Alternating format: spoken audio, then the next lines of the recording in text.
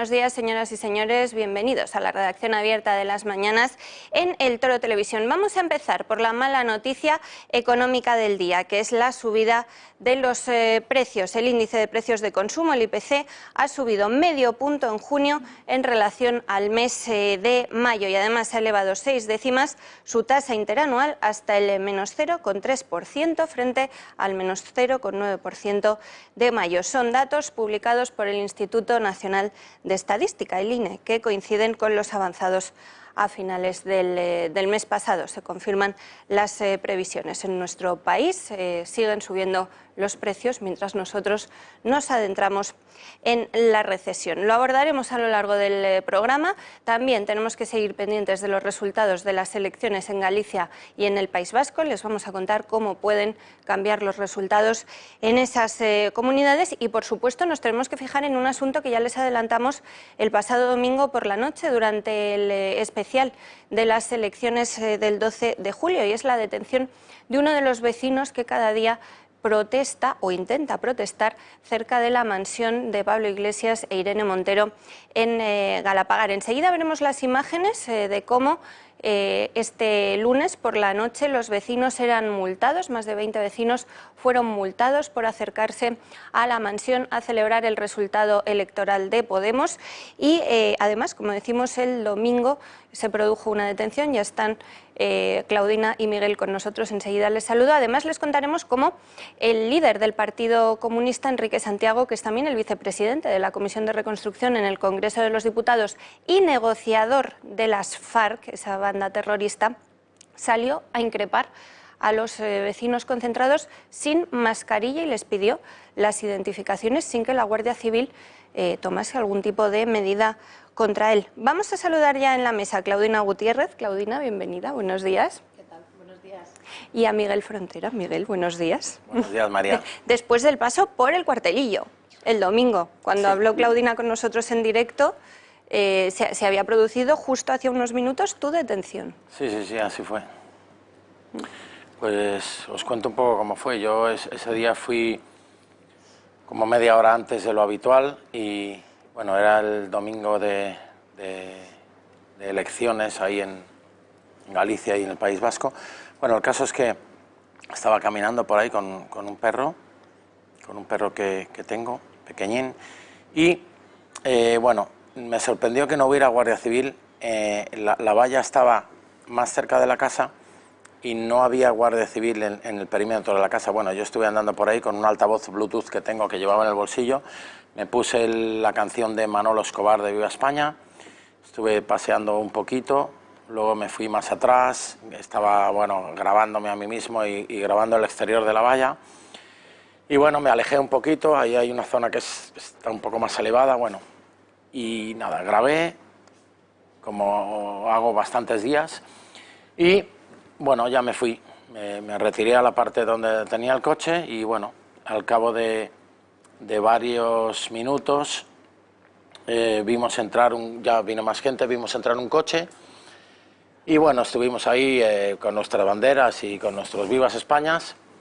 y ya cuando nos íbamos, en torno a las 9:30 más o menos, cuando ya se iba dispersando la gente, esperaron a que yo me quedara más o menos con poca gente y vinieron dos guardias civiles y me dijeron, oye, mira, te vamos a requisar el teléfono por si has podido grabar algo al vicepresidente segundo y tal. Y le dije, bueno, pues si me queréis quitar el teléfono vais a tener que presentar algún papel o algo porque yo no os voy a dar nada. El caso es que me dijeron que estaba obligado, que me iban a requisar el teléfono, que lo iban a precintar y que a lo mejor me iban a detener. Les dije, pues ya muy te bien. lo dicen con toda tranquilidad, Sí, a lo sí. mejor te vamos a detener. Sí, no sabemos si te vamos a detener o no, depende de... No sé, no recuerdo muy bien lo que me dijeron. Y bueno, el caso es que al final me dijeron que sí, que efectivamente me iban a detener. Yo pedía a los compañeros que aún quedaban ahí que lo grabaran. Y efectivamente me detuvieron, me metieron en el coche y me llevaron ahí a las dependencias de Galapagar de la Guardia Civil. Ese es el momento cuando Claudina contacta con nosotros. No sabías todavía, Claudina, lo que estaba pasando, ¿no? Pero como ya habéis hecho piña, como nos contabais en algún programa anterior, ya os habéis hecho muy amigos, los vecinos de Galapagar a los que os han robado la calle, pues inmediatamente os ponéis en marcha, hablasteis con abogados que fueron también a solucionar el asunto y finalmente se pudo resolver, ¿no? Sí, justo, o sea, a mí me llamaron. Yo no estaba ese día, o sea, vamos casi todos los días, pero bueno, ese día no fui. Y nada más ocurrir esto, me llamaron los demás, Claudina y tal, que acaban de detener a Miguel. Y yo, que estaba en casa, bueno, salí corriendo, porque efectivamente es que acabamos siendo una familia, porque lo que le pasa a uno le pasa a todos. Y entonces pues fuimos para allá y bueno, me puse en contacto con la mujer de Miguel, intentando ver la cuestión del abogado. Y bueno, pues Polonia, que es maravillosa, pues salió en nuestra ayuda y la verdad es que, bueno, pues ahí nos sacó del apuro. Estuvimos, yo perdí la noción del tiempo, pero estuvimos ahí fuera del cuartelillo Un montón de horas, hasta las 2 menos 10 o por ahí. 2 y algo, 2 sí, menos sí. cuarto. Sí, O sea, sí, ¿cuántas horas de detención? Pues unas 4 más Unas o menos, 4 horas. 3 y media, 4. Ahora, la Guardia Civil me trató muy bien, todo muy, muy correcto y no me esposaron y me trataron bastante bien, pero ¿Y tuviste que declarar, Miguel? hombre, tienes derecho a no declarar y yo no declaré. No declaraste. Pero lo increíble es que alguien que está... A mí me conocen, de hecho hay guardias civiles que nos dicen que hablan más con nosotros que con sus madres. Me lo creo. Lo increíble es que alguien, por grabar el exterior de una casa, le detengan y le quiten el teléfono. Y luego hay gente que está quemando neumáticos, cortando carreteras, con la policía viéndolo, y a eso no les pasa nada, a eso no les quitan ni los teléfonos ni nada. Y a mí sí, a mí me detienen y... Increíble, el mundo al revés. Vamos a ver enseguida las imágenes de cómo salía Enrique Santiago. Fue el mismo domingo esto. Él no os pareció que saliera de la casa, ¿no? Él parece ser que fue avisado por alguien, no sabemos si por la propia familia. Aparece, ahí lo estamos viendo, al líder del Partido Comunista en España. Y os quiso identificar. Sí, salió del coche gritando, identifiquen a estos delincuentes, pero él... Él sin mascarilla. Él sin mascarilla, sí, es como si fuera el jefe de la urbanización. Pero antes de eso, yo soy el del Polo Verde, antes de eso habían entrado y habían tenido como una mini reunión con el vicepresidente bolivariano, con el reverendo Iglesias, y parece que luego salió y, haciéndose como el mandamás, le dijo a la Guardia Civil, identifiquen a todos estos delincuentes, como si fuera el rey. ¿Y os identificaron? Sí, algunos sí. A mí no, pero algunos sí. Y a mí me amenazó, me dijo, tú ya sé quién eres, Miguel Frontera, a ti te tenemos fichado. ¡Oh, vaya! Increíble, como si fuera ahí... Te tenemos, dijo. Sí, sí, sí. Te tenemos Él fichado. y sus bolivarianos comunistas de la finca esa que tienen ahí. No dudo que te decía la verdad, además. Sí, sí, por supuesto, claro. Esto el domingo. Transcurre la detención, finalmente Polonia soluciona de alguna manera este asunto. No sé si estás pendiente de juicio o esto ha quedado así de momento. No me han notificado nada todavía no me han dicho nada. Sí, estoy pendiente primero de que me devuelvan el teléfono y luego que me digan pues cuándo es el juicio, cuándo son las diligencias previas para ir con Polonia, con mi abogada y a ver de qué se me acusa y a ver qué dicen. Y 24 horas después volvéis a la puerta de la mansión, ¿no, Claudina? Exacto. Tú también, Miguel. Volvemos con más fuerza.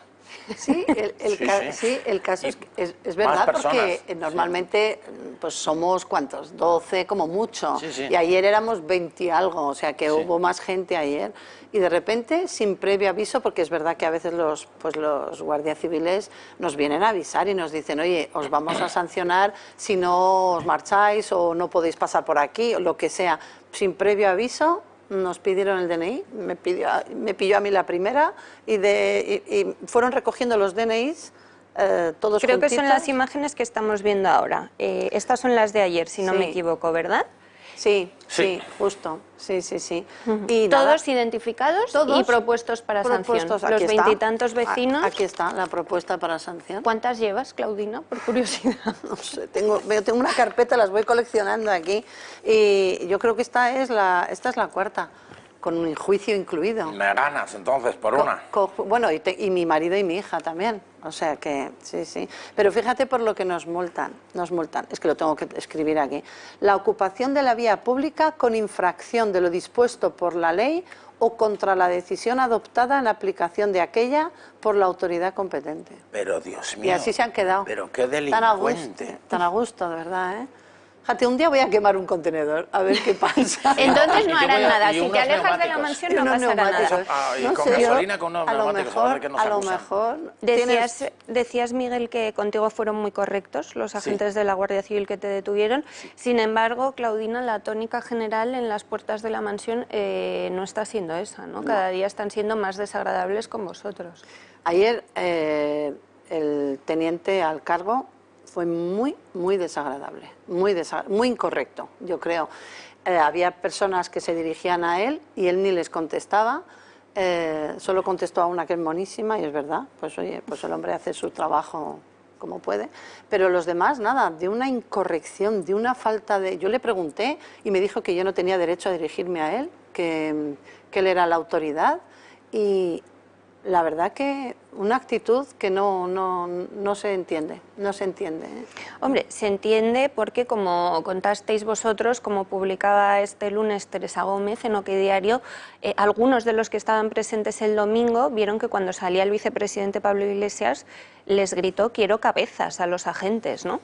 Y a partir de ahí es cuando se produce tu detención. "Quiero cabezas". Yo eso no lo escuché, pero cuando yo estaba grabando la vuelta que me di con la música de Manolo Escobar, grabándome la cara y bueno, yo antes de entrar a esa zona había un padre con unos niños con bicicletas muy cerca de la casa.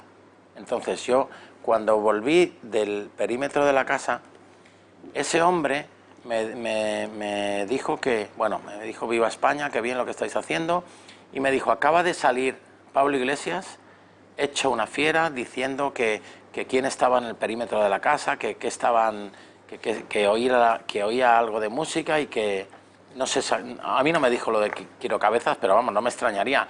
Con el partido de fútbol que tuvieron Venezuela contra Galicia y perdieron 14-0, no me extraña que estuviera furioso y encima si le ponen después de ese 14-0 la canción de Viva España de Manolo Escobar, saldría hecho una fiera. Sí. Y esto también es que parece de broma que suceda así, pero es que cada vez que les ponéis o el himno de España o la canción de Viva España, es que o hay una multa o hay una detención. Es que esto es matemático y sucede así. No sé por qué, bueno, sí sé por qué motivo, se ponen nerviosísimos y no lo pueden soportar.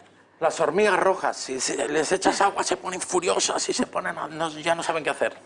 Hormigas rojas. Es que parece una cosa un poco de locura, pero es lo que os ha pasado todas las veces.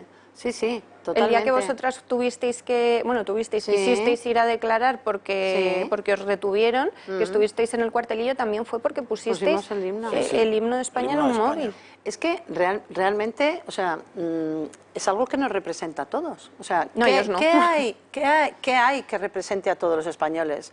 Pues la bandera LGTB, no, porque es un sector. Pues la bandera de McDonald's tampoco. Pues lo que representa a todos los españoles es la bandera de España, ¿no? Y el himno que nos representa a todos. O sea, que realmente son dos símbolos para todos los españoles. Lo que no entiendo es por qué le molesta. ¿Por qué le molesta? Nosotros lo que hacemos es intentar llamar su atención y que salga y que hable con nosotros y que le explicamos por qué estamos ahí, que es realmente a lo que vamos, pero no sale. Nos conviene nada que salga, porque cada vez que salga se va alguien al cuartelillo. Como salir a hablar con vosotros, eso que decía Irene Montero, claro, antes de ser ministra, escrache es interpelar a nuestros representantes. Esto que ni siquiera es un escrache, No, es primero era intentar protestar, no os han dejado. Ahora intentáis poner el himno de España y hacer un poco de fiesta, tampoco. Sí. Nada, nada, nada. Realmente, o sea, no es un escrache como tal, de verdad. Yo creo que un escrache es algo más violento y es algo de no dejar hablar a las personas. Nosotros no. Que Nosotros, se lo yo creo pregunten que a lo Cristina hacemos Cifuentes, lo que muy, es. muy correctos. O sea, creo que realmente nosotros lo que queremos es llamar su atención, que salga y que le expliquemos qué es lo que queremos comentarle y por qué estamos ahí. Pero no se digna mandar a la Guardia Civil a multarnos. En las conversaciones con los abogados no se puede contar todo, me imagino, claro, hay cosas que hay que llevar con un poco de discreción, pero en general, ¿qué os dicen de tu detención del domingo? ¿Es habitual que suceda una cosa así? ¿Cómo creen que se debe proceder de ahora en adelante? Pues dicen que no es nada habitual, que hay gente que, a ver, la abogada me ha dicho que hay paparazzis que han hecho cosas muchísimo más graves y no les ha pasado nada. Entonces esto es como el atropello del macho alfa vicepresidente venido a más, que no tolera que se pueda hacer algo para ridiculizarle. Entonces, como si yo hubiera hecho algo para ridiculizarle, he grabado la tapia exterior de su casa, pero es después del 14-0 que le metieron en Galicia, Venezuela 0, Galicia 14, pues estaba furioso y eso es por lo que, no sé, la Guardia Civil, que debe estar algo politizada, evidentemente, pues eso es lo que nos hacen. ¿Que es habitual? No. Pero ¿cómo va a ser habitual que tú desde fuera grabes el exterior de una casa y te detengan y te quiten el teléfono? Pero eso... Porque te han quitado el teléfono y no te lo han devuelto, ¿no? No. Para nada. Y se necesitaba... ese que traes es otro. El teléfono antiguo de mi hija. Así que imagínate. ¿Se necesitaba orden judicial para retirarte el teléfono? No lo sé. No lo sé. Se lo pregunté a la abogada y me dijo que sí, pero yo no sé si ellos consiguieron esa orden judicial en media hora, que podría ser. A lo mejor la consiguieron, como son bolivarianos, pues a lo mejor la consiguieron. ¿Y te ha dicho la abogada cuándo deberían devolverte el teléfono o si tienes que dar por perdido ese teléfono? No, por perdido no, vamos, si tengo que dar por perdido ese teléfono, me van a tener ahí, en lugar de 1 hora al día, voy a estar con una tienda de campaña y gritando, devuélvame el teléfono, no quiero que mi tarjeta SIM aparezca en su casa como pasó con la de Eso su ex amante, con la que se iba a Decía Xavier casar. Cajo el otro día en el especial, con mucho humor, que te preguntase cuando te devolvieran el teléfono si la SIM estaba pasada por el microondas. Sí, por el microondas.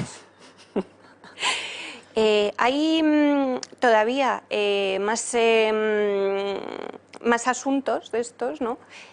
Porque Claudina, la juez, el día que tuvisteis que comparecer vosotros, dictó sobreseimiento.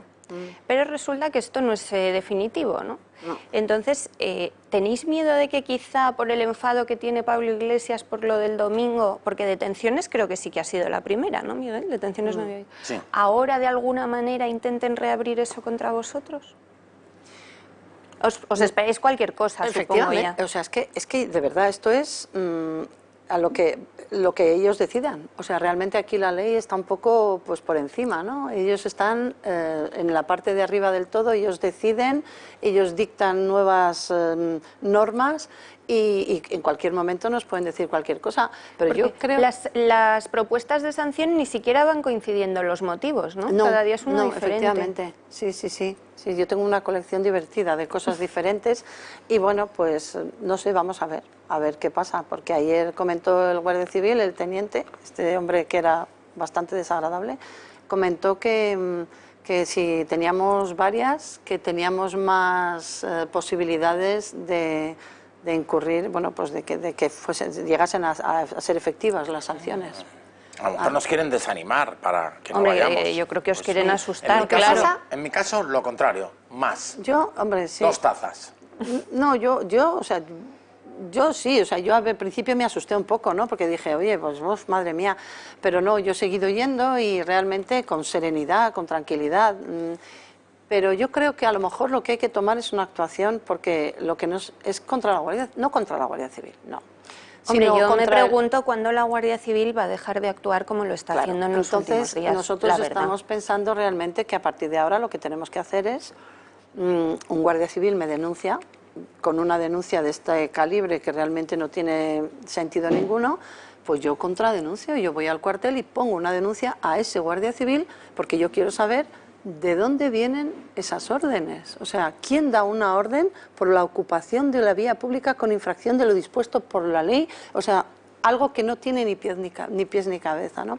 Entonces, tirando del hilo, tal vez sea la manera de llegar a cortar esto, porque es que es totalmente absurdo, totalmente absurdo, ¿eh? Cuando en principio se cerró vuestro caso, el tuyo y el de Jon, Claudina, estabais planteándoos la posibilidad de adoptar vosotros también algún tipo de medida legal, ¿no? De actuar de alguna manera en conjunto todos los vecinos que vais cada día, no sé... Sí, bueno, ayer precisamente con Polonia me envió pues un borrador de la querella que vamos a presentar contra Pablo Iglesias. Todavía la verdad es que no he tenido tiempo con todas estas cosas, no me da tiempo a nada, no he tenido tiempo de leerla, pero sí, yo creo que nos tenemos que defender de alguna manera. O sea, tenemos la obligación, ya no es un derecho, es una obligación de defendernos ante la manera como están manchando nuestro honor, porque realmente por el hecho de no hacer nada, que te traten de esa manera como auténticos delincuentes. Ayer llegaron, éramos 20 y pocos, y llegaban coches y coches y coches de la Guardia Civil. ¿Cuántos 10 agentes pudisteis contar? Bueno, coches 10, 10 patrullas, o sea, 10 coches de la Sí, Guardia había Civil. 4 en cada coche, o sea, unos 40 y Y pico. venían llenos los coches, y les aplaudíamos cuando llegaban, Era porque como, es que... o sea, no- como si fuera, como si estuviéramos intentando saltar la tapia con antorchas. Y vinieron, y claro, los guardias civiles se bajaban del coche... Y miraban veían y se les veía la cara. con la se bandera les de veía la España. cara de sorpresa. Sí, Sí, pero ¿por qué decían, nos han llamado, no? ¿Qué pasa aquí? Si aquí hay unas señoras y una gente con las banderas de España gritando Viva España, ¿cuál es la emergencia? Pero les manipulan y les utilizan. Sí, la verdad es que sí, tremendo. Y veíamos, pensábamos, se ha acabado ya, no, pues otro más, y otro que llegaba por el Sí, otro lado, increíble. y otro, y nosotros ya un poco ya hasta nos dio la risa, porque es que yo creo que hasta los propios guardias civiles que llegaban se les veía la cara un poco como diciendo, pero ¿qué hacemos aquí? ¿Qué Efectivamente, hacemos yo aquí? les aplaudí bastante Sí, cada les vez que venía un coche. les aplaudimos todos. Otro coche, venga, Sí, otro. a proteger al que jamás cobraría más del triple del sueldo mínimo y al que dice que los políticos viven en palacios de cristal y están desconectados de la ciudadanía, el que dice que ETA ha hecho mucho daño, pero tiene una explicación política, y el que se emociona cuando los manifestantes se enfrentan a los antidisturbios. No queremos comunistas, es que no queremos comunismo en España, no queremos comunismo en España, así de claro lo Pero decimos, sobre y todo- tampoco queremos políticos que mientan, como él, ¿no? Un personaje que dice las mentiras que ha dicho solo superado quizás por Pedro Sánchez, pero que este hombre, ¿por qué no? Que haga el esfuerzo, que le va a costar 30 segundos, que escriba en YouTube, Pablo Iglesias miente. A ver, los 10 primeros vídeos que salen, que los escuche y que diga, joder, yo he dicho esto, yo he dicho, yo soy comunista, que yo no voy a cobrar más de 3 veces el sueldo mínimo, cuando el sueldo mínimo eran 675, no ahora que son 950. Las barbaridades que dice, yo soy comunista, los políticos viven... Pues, todas Y las cosas esas. acuérdate cuando decía que no había que fiarse de los políticos que vivían en casas, en casoplones como el que Sí, vive él. Es que lo ha efectivamente. dicho él. Y que haya medios privados atenta a la libertad de expresión. Pero, Pues puro comunismo. Pero Puro comunismo. la gente que les apoya y que les vota, no se les queda cara de tontos cuando ven esos vídeos. ¿O es que no los ven? Que Hombre, es increíble. Está claro que lo han demostrado en Galicia, ¿no? Por Lo han fin. demostrado. Es que ahora mismo Pablo Iglesias es un cadáver político, pero total. Es lo que le ha pasado en Galicia es la avalancha. Pero ha sembrado una semilla que tenemos que destruir, Qué de horror. verdad. Bueno, hablando de esos vídeos de mentiras, ahora los veremos. Saben que todos los días Sí. les enseñamos solo algunas, ¿eh? Si pusiésemos todas, Bueno, durarían no, todo el programa y estaríamos no hasta sería las 10 de la posible. O más. Pero bueno, claro, yo creo que a vosotros os han utilizado como cabeza de turco porque estaba efectivamente enfadado. El domingo no se debió de acostar muy contento, ¿no? Y entonces pues el que Yo pagó creo el que durmió pato poco fue el Miguel. domingo. Pero bueno, podéis relajaros porque parece ser que han encontrado ya en Podemos una persona que va a pagar por lo de Galicia. Y es que hoy cuenta Luca Constantini en Voz Populi cómo parece ser que la próxima purgada de Podemos podría ser la ministra de Trabajo, Yolanda Díaz. Ahí lo están viendo.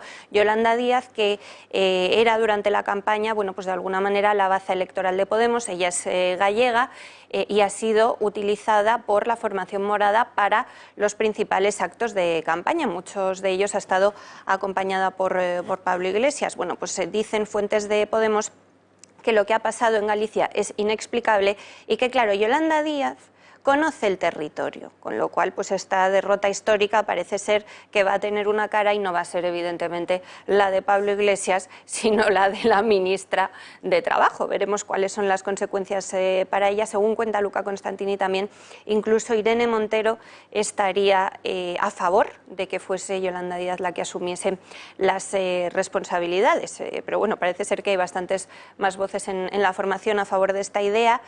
Se consideraba que Yolanda Díaz, por la larga amistad que tiene también con Pablo Iglesias, pues era de alguna manera una de sus protegidas dentro de la formación, pero bueno, como dice Luca, en Podemos tienen claro que no han llegado a la política para hacer amigos y que la supervivencia del proyecto es prioritario, es decir, la supervivencia de Pablo Iglesias sobre todo y de Irene Montero pues también. Vamos a hacer una pausa, enseguida volvemos con Miguel y con Claudina. Les voy a recordar antes que si quieren hacerse con el lote España en el Corazón solamente lo pueden hacer a través de nosotros, del Toro Televisión y de nuestro club de amigos. Si nos llaman o nos escriben, lo que les vamos a mandar a casa es el llavero con la bandera de España, igual que la cartera y la corbata, azul marino y con nuestros colores, los que nos representan a todos, como decía Claudina, el libro de José María Pemán, La historia de España contada con sencillez, que creo que en estos tiempos más que nunca se hace necesario tener en nuestras librerías, y saben que ahora también les estamos enviando la bandera de España preparada para colgar directamente en sus balcones o para utilizarla pues así en sus paseos, en sus protestas, en todo tipo de actos, menos si van a Galapagar, porque acabarán detenidos. Como a Claudina y a Miguel no les importa, pues les voy a regalar una bandera a cada uno para que las lleven esta tarde al cuello. Esta tarde las veréis. Y se acuerden de nosotros. ¿Cómo lo pueden conseguir todo el lote? Llamándonos al 916162464. Si les es más cómodo, nos pueden escribir a club@eltorotv.eu. Esta es la dirección buena, saben que la hemos cambiado hace poquitos días, club@eltorotv.eu, o pueden entrar directamente en la página web de nuestro club de amigos, que es clubdeamigos.eltorotv.com. Allí, además de encontrar el formulario para hacerse socio del club de amigos si lo desean, pues encuentran también una forma rápida de escribirnos un mensaje directo. Y esto que les voy a recordar no es una manera ni de hacerse socio ni de conseguir el lote España en el Corazón, pero les cuento para los espectadores que todavía no lo saben que el Club de Amigos ya tiene su propio perfil en Instagram. Es ese que están viendo a la derecha, Club de Amigos Toro TV, sin ningún punto, sin nada complicado. Club de Amigos Toro TV. ¿Por qué les cuento esto? Bueno, pues porque tenemos desde hace tiempo nuestro perfil en Instagram, que es el Toro TV, donde subimos contenido relativo a la televisión que les puede interesar a todos los espectadores, pero en el Club de Amigos, además de este mismo contenido, pueden encontrar asuntos especialmente interesantes para ellos, porque como saben vamos poquito a poco y cumpliendo todas las medidas de seguridad, recuperando la agenda con las actividades del Club de Amigos. Una pausa muy breve y regresamos precisamente con las mentiras de Pablo Iglesias. Hasta ahora.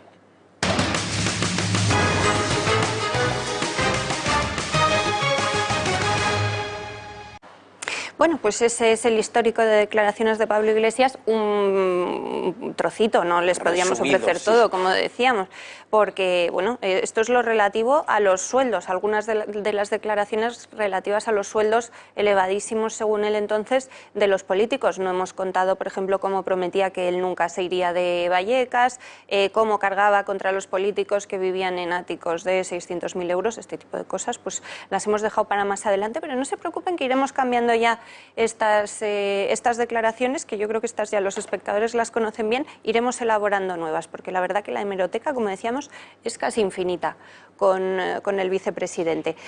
Hay asuntos que afectan a Podemos que entiendo que tampoco le tendrán nada contento. Se los vamos a contar también En unos instantes nos va a acompañar María Montero en 2 minutitos, que también tiene novedades sobre el caso Dina. Hablábamos en la pausa, Miguel, Claudina, sobre lo que habíamos adelantado a los espectadores, la necesidad de que empecéis también a defenderos vosotros, ¿no? Porque la verdad es que ahora mismo la sensación que tenéis es de indefensión total. A vosotros os pueden identificar todos los días, proponer para sanción todos los días, y lo mejor de todo es que no por hacer nada ilegal, porque llevar banderas de España no es ilegal, poner el himno de España o Viva España no es ilegal, y pasear por el monte o por la calle no es ilegal. No, totalmente. Tenemos que empezar a defendernos porque tenemos que saber de dónde vienen estas órdenes realmente. Porque, no sé, o sea, si empezamos así vamos a estar absolutamente coaccionados, pero en todos lados, ¿no? Y bueno, pues tendremos que estudiar y ver de qué manera se puede actuar hacia los guardias civiles que nos están multando y bueno, pues llegar hasta el fondo de la cuestión, porque es una manera de defender nuestro honor también y de defender a España, porque realmente están cometiendo, yo creo que prevaricación, ¿no? Porque multar a personas que no están haciendo nada, pues es algo serio, ¿no? Yo creo, ¿eh? De todas maneras, yo creo que no nos tenemos que olvidar que él está ahí. O sea, hay una persona de la que no se debe dejar de hablar, que es de Sánchez, ¿no? O sea, él realmente, Pablo Iglesias está donde está porque Sánchez le necesita ahí, ¿no? Entonces, estamos nosotros, o sea, nosotros estamos ahí con Pablo Iglesias porque somos de la zona, ¿no? Y nos ha pillado y es nuestra manera de protestar, pero realmente el mal es Sánchez, ¿eh? Ahí está el gran problema y el que le ha puesto donde está, ¿eh? Para el poder mantenerse en el gobierno, ¿eh? No sé si bien pensado en realidad, porque claro, son tantos los escándalos que afectan a Podemos que en el fondo él, que también está protagonizando algunos de los mayores escándalos de los últimos años, bueno, pues está ahí como que parece que no hace nada, ¿no? Que nos centramos en Pablo Iglesias, esto sí que es verdad y no hay que perder la perspectiva. Seguro que lo viene bien. Sí. Claro, es que a Sánchez le está viniendo muy bien estos escándalos sobre Pablo Iglesias, porque él está muy tranquilito y él está donde quiere estar, que es en el poder, ¿no? Ha usado pues de trampolín a Pablo Iglesias, que en fin es un ser que no debería de estar donde está, pero Sánchez es el mal de todos los españoles, ¿eh? Eso sin ninguna duda, ¿eh? Pues sí, les vamos a contar también, antes de hablar del caso Dina en sí mismo, las noticias que afectan a Dina Busselham. Saben que desde hace unos poquitos meses dirige una web que se llama La Última Hora, y en esa web, en la que precisamente te señalaron a ti, es en la que dieron todos tus datos personales. En la que dieron todos mis datos personales y en la que, no sé si hoy o ayer, han sacado otra noticia diciendo que yo estaba insultando al vicepresidente, a Pablo Iglesias, que le había grabado, que le había insultado y otro montón de mentiras. Sí. Y a ver si pueden demostrarlo, porque escribir toda esa basura que escriben de mentiras es fácil, pero demostrarlo seguro que no pueden, porque es mentira. Ya. Pues en las últimas horas Dina Busselham hacía una pieza de vídeo en la que se mostraba muy dura con el rey emérito Juan Carlos I por las noticias que afectan al antiguo monarca relativas a una posible fortuna que tendría oculta en cuentas en Suiza. Este era el mensaje de Dina Busselham contra Juan Carlos I. Vamos a recordarlo. ¿Hasta cuándo podrá la Casa Real seguir escondiendo su implicación directa en todo este escándalo? Por primera vez en la historia reciente de nuestra democracia, un presidente del gobierno, Pedro Sánchez, afeó la actuación del rey emérito. La justicia debe actuar, pero no la suiza, sino la española. Yo creo que la ciudadanía merece saber qué ha hecho el monarca durante más de 40 años de reinado representando a España, es decir, representando a todos los españoles y españolas. Malos tiempos también para la monarquía. Llama la atención que no es igual de crítica con el rey de Marruecos. Saben que Dina Busselham es originaria de Marruecos. Lo contaban anoche muy bien nuestros compañeros del Gato al Agua y creo que merece la pena que lo recordemos. La ciudadana marroquí Dina Busselham, activista de Podemos y famosa por razones no estrictamente políticas, ha criticado severamente a Juan Carlos I y Felipe VI por los eventuales jaleos financieros del rey emérito. Es una actitud que contrasta vivamente con el silencio de la misma ciudadana ante su propio rey Mohamed VI de Marruecos. En efecto, pocos monarcas como Mohamed VI encarnan los turbios lazos entre la corona y el mundo económico. Mohamed VI, según la revista Forbes, es el hombre más rico de Marruecos, el quinto más rico del continente africano y uno de los 5 monarcas más ricos del mundo. La mayor parte de su fortuna la ha construido precisamente desde su acceso al trono. En 1999, cuando subió al trono alauita, la fortuna de Mohamed VI era de 443 millones de euros. En 2007 se había cuadruplicado y era ya de 1.775 millones de euros. La cantidad subió a 2.300 millones de euros en 2010 y aún más hasta los 5.000 millones de euros en 2015. En los últimos 5 años todavía se ha multiplicado más. El origen de la fortuna de Mohamed VI está en su control directo sobre el grupo privado más grande del país, un holding que heredó de su padre. Inicialmente, Mohamed heredó solo el 13%, pero el rey de Marruecos ha ido aumentando su participación hasta convertirse en el principal accionista. Hace sus negocios a través de la sociedad Siger. Leído al revés sería Regis, que procede de la raíz latina rex, que significa rey, el holding que controla el 30% de la economía del país y que es clave en todos los sectores estratégicos de Marruecos, desde la energía y los bancos hasta las grandes cadenas de supermercados. Hoy es un imperio que posee acciones en más de una treintena de compañías, algunas multinacionales distribuidas en una quincena de sectores económicos importantes. Mohamed VI nunca se ha preocupado por ocultar su fortuna. El monarca posee 12 palacios en el reino, habilitados y en funcionamiento, con 1.100 sirvientes por si se le ocurriera acudir en cualquier momento. Su mantenimiento supone 1 millón de euros al día. Además, posee el lujosísimo Palacio de Betz en Francia, el Hotel Royal Mansour de Marrakech, que es el cuarto más lujoso del mundo, 6 aviones privados y una colección de 600 automóviles de lujo y antiguos que consumen 6 millones de euros del presupuesto marroquí, entre otros caprichos. ¿Veremos pronto un vídeo de Dina Busselham criticando la voracidad económica de Mohamed VI, su rey? Bueno, todo el mundo tiene virtudes y Dina Busselham es buena súbdita del rey de Marruecos, no se puede negar. María Montero, bienvenida, buenos días. Este asunto cada vez va quedando también un poquito más claro, ¿no? La vinculación de Dina con el país del que procede, no solamente como originaria, ¿no? Sino que parece que se van confirmando esas informaciones. Se van confirmando. Por lo menos dentro de la formación es un run-run. Sí, eso ya lo habíamos publicado también, que era un run-run que nos llegaba de fuentes consultadas del partido de Pablo Iglesias, que ella podía estar vinculada presuntamente a servicios de inteligencia de Marruecos o a lo mejor haber tenido algún tipo de vinculación o contacto, y de esto, pues claro, también le resta puntos a la supuesta inocencia o victimismo que haya vendido de cara a este robo del teléfono, que aun las sabiendas de que contenía también información íntima de ella, porque era su teléfono, tampoco interpuso nunca una denuncia por su derecho al honor, tal como le sugirieron incluso en la propia Audiencia Nacional. Lo que está claro es que también Dina ahora lo tiene un poco más complicado, porque a raíz de la carta y del recurso al que se opone el propio abogado de Villarejo, en este caso, a que Iglesias siga teniendo la condición de perjudicado, él ha apelado el recurso, el propio recurso de Pablo Iglesias, realmente también no solamente apuntan, como decíamos en las últimas horas, al propio Pablo Iglesias, sino que también el letrado de Villarejo apunta a que la propia Dina podía haber también cometido un falso testimonio y también pues, bueno, crear una pieza presuntamente judicial que realmente no tenía sentido en su origen. María, vamos a entrar ya de lleno en el caso Dina. Vamos a recordar tu información de las últimas 24 horas, lo relativo a esa nueva carta de los representantes legales de Villarejo. Lo contabas ayer en exclusiva. Estos abogados consideran, así lo han llevado ante el juez, que el vicepresidente segundo pudo haber cometido presuntamente hasta 4 delitos, ¿no? Vamos a recordar esta información, a ver si podemos ver esa información de voz de Confilegal. Y vamos a repasar, María, también, si te parece, los delitos. El más grave, tal y como contábamos ayer, es el de la destrucción presuntamente de la tarjeta, ¿no?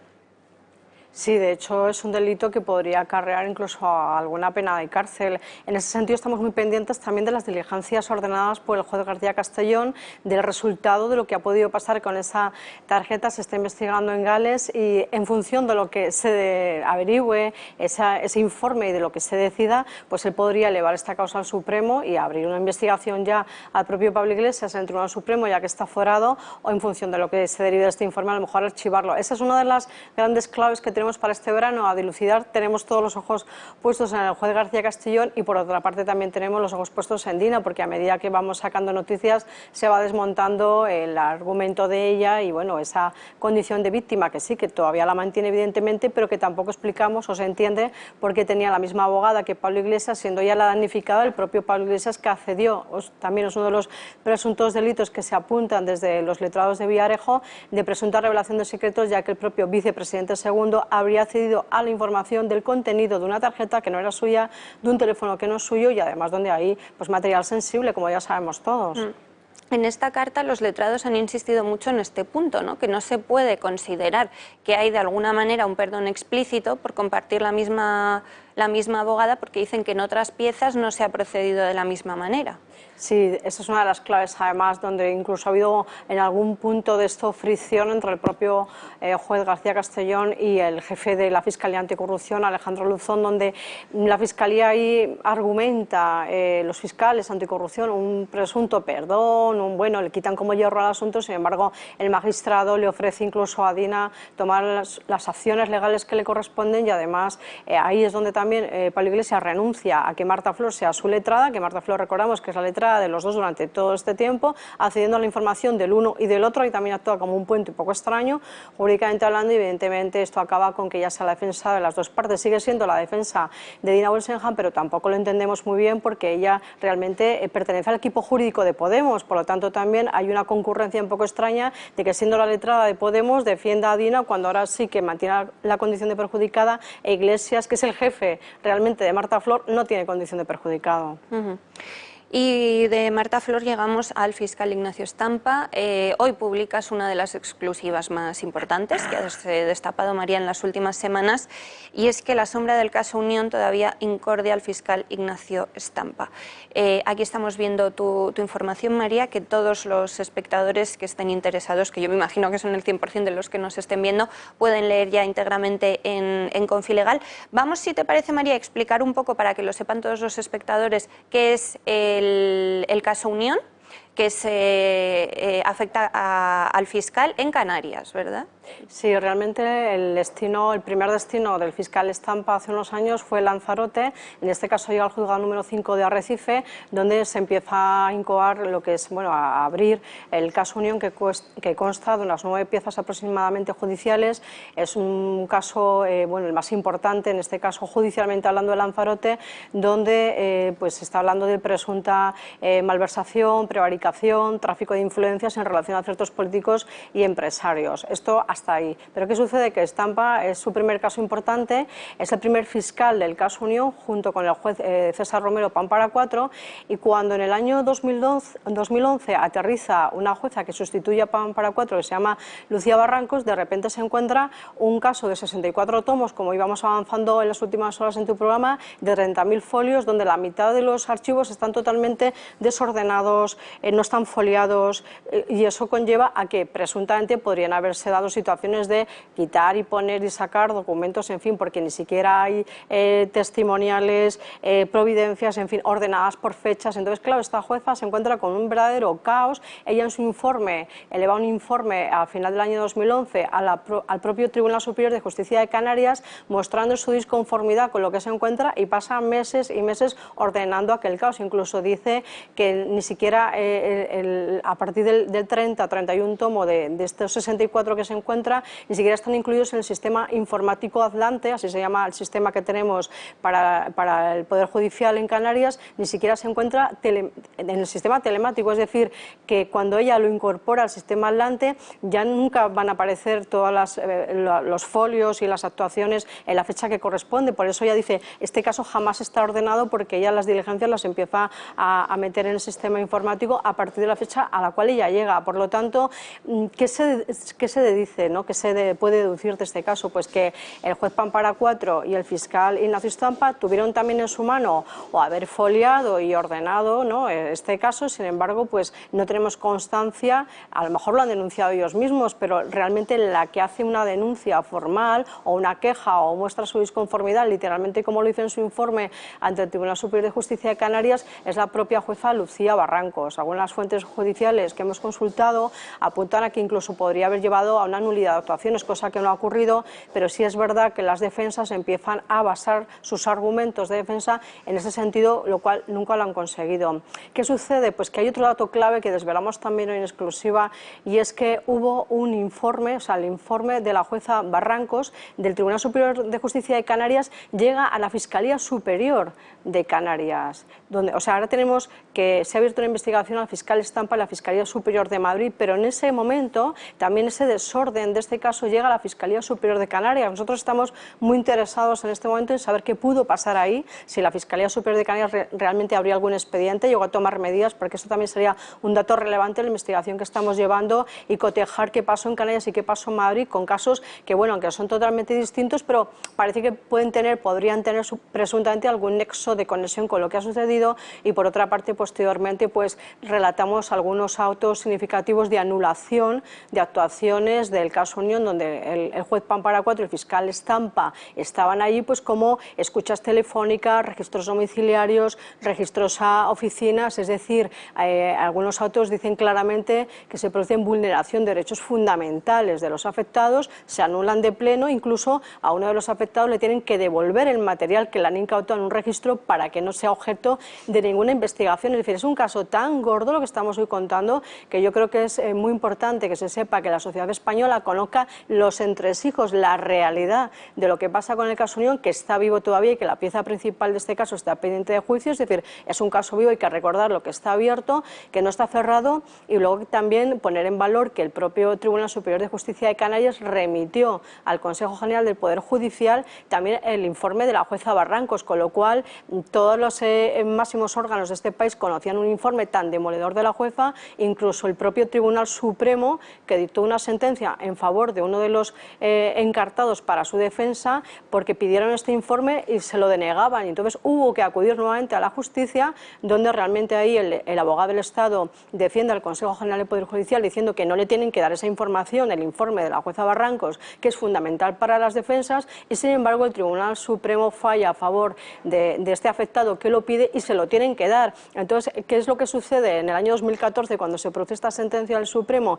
Que a partir del 2014 ese informe de la jueza Barrancos, que era como un poco el informe Pelícano, ¿no?, de esa película que todos recordamos de Julia Roberts, todo el mundo sabía que el informe existía, pero nadie lo tenía. Al final el Tribunal Supremo falla a favor, y entonces el informe de la jueza ya es una realidad a la cual pueden acceder las partes, y entonces se empieza a poner de manifiesto las defensas. El caso Unión, María, es una macrocausa de corrupción, ¿no? Se investigan presuntos delitos de cohecho, malversación, prevaricación y tráfico de influencias. Y Unión, además, es el bar que da nombre a la macrocausa en el que se reunían políticos, ¿no? En el resto de España quizá no fue tan importante, pero en Canarias es conocidísimo. En Canarias es conocidísimo, además está pendiente de la pieza principal, que está pendiente de juicio en este momento, y por otra parte, pues imagínate lo que eran entre comillas, ¿no?, pero bueno, fuentes nuestras muy cercanas a los afectados nos relatan pues unas detenciones, unos registros que parecía casi de película, ¿no? Por eso lo digo un poco entrecomillado, pero así no un poco nos lo relatan. Imagínate en una isla de Lanzarote tan tranquila y de repente ese caso se abre. El fiscal Estampa es el primero que llega a este caso, está ahí unos años hasta que es trasladado a Madrid y ya es destinado al caso Tandem. Entonces, claro, una causa donde Podemos está personado aquí en Madrid en Tandem y que fuentes judiciales nos cuentan que también Podemos puede estar personado en varias piezas del caso Unión, pues estamos también un poco pendientes de entrelazar un poco y conectar unas historias con otras, que aunque son casos distintos judicialmente, porque son muchas casualidades, claro. Pero coincide el fiscal anticorrupción en este caso. Tenemos que hacer una pausa, María, enseguida nos das más detalles, y te quiero preguntar también tu opinión sobre lo que les ha pasado a Miguel y a Claudina en los últimos días. Yo creo que todo está un poco relacionado, ¿no? La tensión del mal resultado electoral, de las novedades que vamos conociendo del caso Dina, tenían que explotar por algún sitio y fue Miguel el que pagó el pato, yo creo. Antes de hacer la pausa les voy a recordar que si quieren hacerse socios del Club de Amigos, si no lo son todavía, pero nos están viendo, creen que estamos haciendo un buen trabajo, no creo que en muchos sitios estén viendo que se siga con tanto detalle como lo hacemos en la redacción abierta el caso Dina, pueden hacerlo llamándonos al teléfono que están viendo en sus pantallas, el 91-616-2464, a través del email que están viendo también, o entrando en nuestra página clubdeamigos.eltorotv.com. Hacemos una pausa brevísima, de verdad, y volvemos con más detalles del caso Dina. Hasta ahora.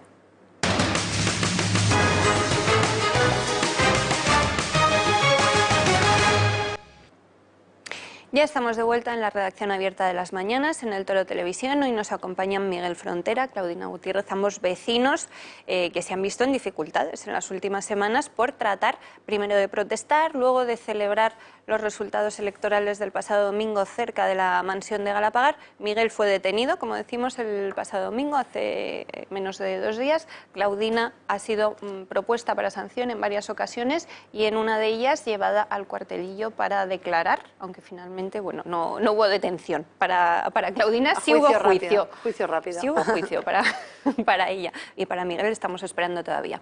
Y María Montero nos contaba todas las novedades del caso Dina. Hoy la figura destacada, como les veníamos anunciando en los últimos días también, es la del fiscal anticorrupción Ignacio Stampa, y hoy hablábamos de su vinculación con el caso Unión, un caso muy conocido, una macrocausa de corrupción, María, en Canarias, que afecta a políticos muy conocidos en Canarias, no para el resto de los españoles, por eso quizá esto no ha sido tan comentado en el resto del país, pero bueno, en Canarias todo el mundo sabe quién es quién en este caso, y tú has descubierto los vínculos de Ignacio Stampa con Podemos que vienen desde hace bastante tiempo. Sí, en este sentido también hay compañeros de medios regionales que incluso han sido denunciados por publicar ciertas informaciones sobre este tema. También es otro tema que se encuentra judicializado. Incluso el Consejo de Fiscales el año 2014 avala Stampa, ¿no?, de la Fiscalía General del Estado. Se dice pues que cese ese tipo de publicaciones en medios locales, que atenta contra su honor. En fin, haya habido también un tira y afloja entre el fiscal y algunos medios regionales, pero eso está todavía por resolverse judicialmente, al menos que sepamos nosotros. Lo que sí también hemos accedido es a la querella de uno de los imputados en el caso Unión, que interpuso una querella contra el propio juez Pampara 4, el fiscal Ignacio Stampa, el secretario judicial del juzgado número 5 de Arrecife, incluso contra un sargento de la Guardia Civil. ¿Por qué? Pues porque decía que había presunta falsificación documental en unas escuchas telefónicas que había que ampliar, se les iba el plazo de las manos, y antes de que finalizara, bueno, pues el propio juez emite esa ampliación de las escuchas desde un juzgado de Santa Cruz de la Palma cuando le corresponde a Arrecife. En fin, que esto lo haga un juez, bueno, pues no es del todo extraño, tiene capacidad para hacerlo, pero es cierto que accedimos a las pruebas y son sellos en el documento que están a la mitad y que tampoco lo hace en presencia del secretario judicial. Luego este documento es avalado por el fiscal Stampa y por el propio secretario judicial. Sin embargo, bueno, pues este querellante expone todo este tipo de lo que ha pasado, y al final también se le va archivando. Es decir, nos encontramos con que muchos imputados son finalmente denunciantes de lo que está pasando, de cómo se lleva la instrucción a cabo, y finalmente pues hay denuncias cruzadas dentro del caso Unión. Algunas son archivadas, se pone en valor lo que decíamos por parte de la propia jueza Barrancos, todo lo que está pasando, donde ella dice que efectivamente es una desorganización en la instrucción, y además es que ella tiene que recurrir a la UCO de la Guardia Civil para que efectivamente verifiquen que hay documentos que nunca se han firmado, pruebas que tampoco han sido firmadas ni incluidas, ni foliadas ni numeradas en los archivos. Es decir, hay documentos de la UCO que tampoco estaban foliados, incluso se llegan a hablar de 150 CDs de escuchas telefónicas que tiene que cotejar nuevamente la jueza Barrancos, porque se encuentra también en un cajón unos archivos de la Guardia Civil que tampoco estaban incluidos, ¿no? Entonces, bueno, aquí estamos incluso enumerando 40 mandamientos judiciales que se hacen por parte también del juez y del fiscal, en este caso, entidades bancarias, para corroborar si alguno de los imputados tenía a su nombre cajas, ¿no?, bancarias, y tampoco se encuentran ordenados esos mandamientos a entidades bancarias. Es decir, que toda la enumeración que hacemos en el reportaje de hoy en Confilegal, punto por punto, lo que va enumerando la jueza Barrancos, pues desde luego, bueno, da que pensar, ¿no?, por lo menos a los imputados, a quererse defender de todos estos desórdenes de la instrucción del caso, y desde luego les lleva a las defensas pues a pedir nulidad de actuaciones, a quejarse, a pedir nulidad de autos, y efectivamente hay muchas pruebas que van cayendo por sí solas, porque hablamos de vulneración de derechos fundamentales y que también se habla de pruebas que no se pueden incluir pues porque no tienen razón de ser. Entonces, bueno, hay una lucha, una batalla judicial, dentro del propio caso Unión hay una batalla judicial desde el principio entre los imputados contra el propio juez Paracuato y el fiscal Stampa, que aunque se va archivando, como decimos, pero eso está ahí de manifiesto, queríamos hoy contarlo, hacemos alusiones a la sentencia del Tribunal Supremo, a los actos de anulación de las pruebas, a este informe, ¿no?, que lo llamábamos antes pelícano, pero que desde luego tiene todo el valor judicial y que además las altas instancias judiciales de este país lo conocen y que, bueno, pues ahí quedó como archivado y como, bueno, a lo mejor en el cajón de algún magistrado, alguna institución judicial, pero que realmente vuelve a estar en valor, lo volvemos a poner al servicio de los ciudadanos españoles y lo volvemos a dar luz de alguna manera, porque es muy importante que esto se sepa y que a lo mejor no lo sabremos nunca, pero si esto puede dar un giro, a lo mejor incluso judicial, no lo sabremos, pero bueno, por lo menos ponemos de nuestra parte para esclarecer la verdad y que se cuente con todo detalle este tipo de actuaciones que están ahí sobre la mesa y que son muy importantes. Y para que la justicia sea transparente, porque la Fiscalía realmente está quedando regular, ¿no? ¿No tienes, María, la sensación de que realmente por parte del Gobierno, de la Fiscalía, no hay mucho interés en esclarecer lo que ha pasado? Ayer hablaba de esto el ministro de Justicia, Campo, que decía que a él le dan pánico los juicios paralelos o anticipados precisamente al ser preguntado por el papel del fiscal Stampa en el caso Tándem.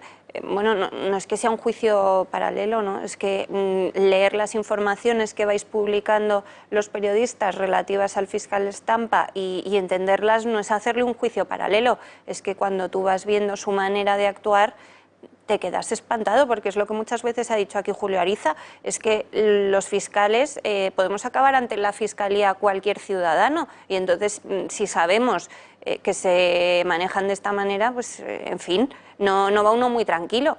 Sí, de hecho, otro dato muy importante que pone en valor la jueza Barrancos es que al propio Ministerio Fiscal hay actuaciones que nunca le fueron dadas, actuaciones que nunca firmó, y es más, le tienen que devolver archivos, documentos, pruebas, en fin, o sea, que es algo preocupante como estás apuntando. Y de hecho la pregunta que lanzamos hoy nosotros desde este reportaje en Confilegal es, ¿Ignacio Stampa podría haber denunciado estas presuntas irregularidades, tal como hizo la jueza Barrancos? Esa es la pregunta que dejamos al aire tanto a los lectores como al propio fiscal Stampa, realmente él qué tipo de medidas tomó en este sentido cuando él se encuentra también con toda esta situación en el propio juzgado número 5 de Arrecife, ¿no? Él sabrá si hizo algo, no lo hizo, es una pregunta que estamos haciendo abiertamente al fiscal Stampa, pero está claro que hace falta transparencia en ese sentido en el sistema judicial y que nosotros, de hecho, bueno, ya lo anunciamos aquí en tu programa, pero la intención que tenemos nosotros, que nos han admitido a trámite desde la ventana indiscreta el recurso ante la Fiscalía General del Estado para que se vuelva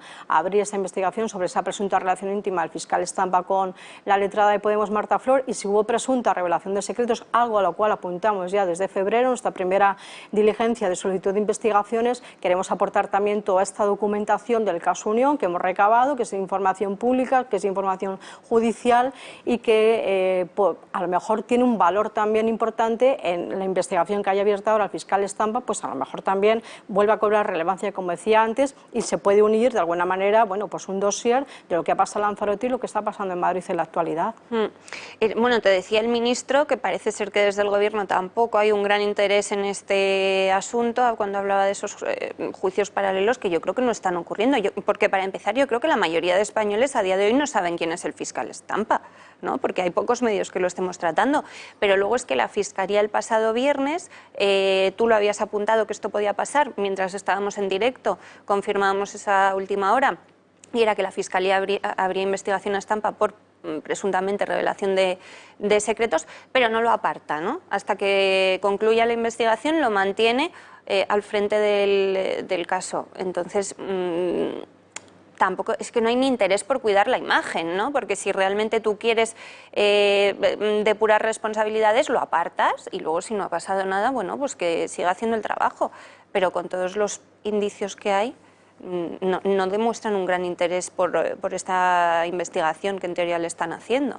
Sí, de hecho estamos muy pendientes también porque lo que se abre en la Fiscalía Superior de Madrid son diligencias penales y estamos pendientes de si el fiscal Stampa... Que eso hay que remarcarlo también, sí, que son diligencias penales. Sí. y de hecho podría acabar imputado, investigado el fiscal o se podría archivar. En ese caso nosotros estamos también muy pendientes, por eso todo lo que estamos recabando realmente queremos ponerlo a disposición también de la Fiscalía Superior de Madrid, porque es importante que se conozca que hay un histórico, que hay un previo y que este informe tan importante de la jueza puso en valor precisamente lo que estaba pasando en el caso Unión, del cual el fiscal Estampa en una parte es responsable y no sabemos realmente también qué actuación tuvo él en ese momento. Entonces yo creo que es importante, que es el momento además de poner en valor todo lo que ha pasado, lo que pueda pasar a partir de ahora y también la sensación, como dices, cuando se toca techo, ¿no?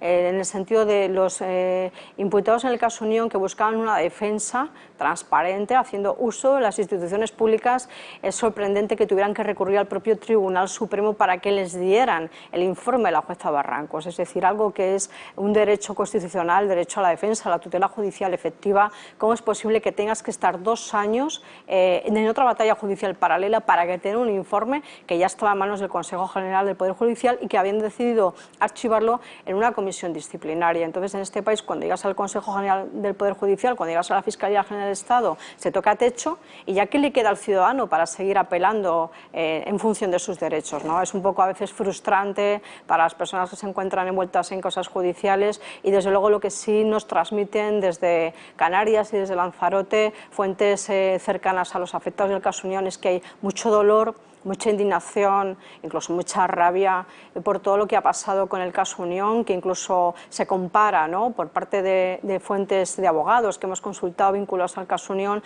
se compara con el caso Guateque, que empezó de una manera parecida al caso Unión, con una serie de escuchas que luego se anularon todas y por eso se produjo la nulidad de actuaciones del caso Guateque. Entonces, los abogados tienen a comparar el caso Guateque con el caso Unión por si podría haber corrido la misma suerte, ya vemos que no. Hombre, que es este que caso si tú no sería... te puedes defender, seas culpable o inocente, que eso lo tendrá que decir el juez, no nosotros, pero si no puedes ni defenderte, es que efectivamente es que estás, pues, bueno, pues como están Miguel y Claudina, ¿no? Estás desprotegido, te llevan ante la justicia y no puedes hacer nada.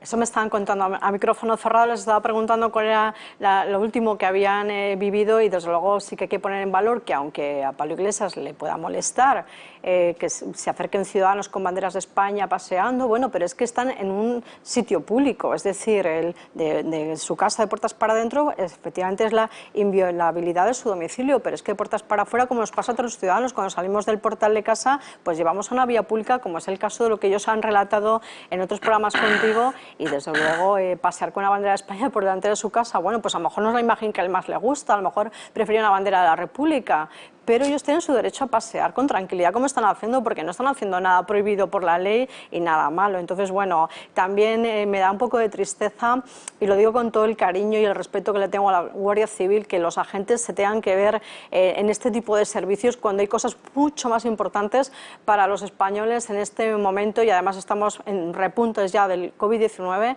que también es una gran tristeza, una mala noticia para este país, y los agentes de la Guardia Civil creo que están para cosas mucho más importantes, que es para tratar de atajar las pataletas de Pablo Iglesias y de Irene Montero, porque hay ciudadanos como ellos que pasan por la vía pública y a ellos les moleste. No. Ahora recordamos, María, por qué se inicia la investigación al fiscal Ignacio Estampa. Nos remontamos unas semanas cuando tú comienzas a desvelar los chats del equipo jurídico de Podemos, en los que por supuesto estaba Marta Flor, pero aprovechando que eres jurista y que tengo aquí a Miguel y a Claudina también, bueno, nos contabais lo sucedido el domingo, cómo salía Enrique Santiago, a ver si ahora volvemos a ver las imágenes por si algún espectador no ha visto la redacción abierta desde el inicio. Y tú no tienes, María, sensación, lo hemos comentado en alguna ocasión relativo al caso Dina, pero tú no tienes sensación que muchos líderes de Podemos es que se sienten impunes ante todo. Bueno, tú has explicado muy bien cómo la abogada Marta Flor, bueno, no sabemos en qué momento, pero hace a Dina ir con la tarjeta, decir que estaba inutilizada, y a partir de ahí tratan, según hemos leído en Confilegal, de que el juez, bueno, pues de alguna manera abra esa pieza separada del caso Dina, porque ellos tienen sensación de que les va a salir siempre perfectamente bien y de que no solo van a ir a por un medio crítico que no les gusta, como era OK Diario, donde pidieron registros que no se les concedieron, sino que creen que luego también lo pueden usar en campaña electoral para ganar votos y que nunca les ocurrirá nada, aunque se demuestre que no hay caso, que es lo que parece parece que no había. Y yo creo que aquí también es que se sienten impunes, ¿no? Pues sale Enrique Santiago, amenaza a los vecinos concentrados, va sin mascarilla, que es un representante público, va sin mascarilla. O sea, ¿cómo es este ejemplo? Y a él, que sepamos, no le han puesto ni una multa, que son 100 euros por ir sin mascarilla, ¿no?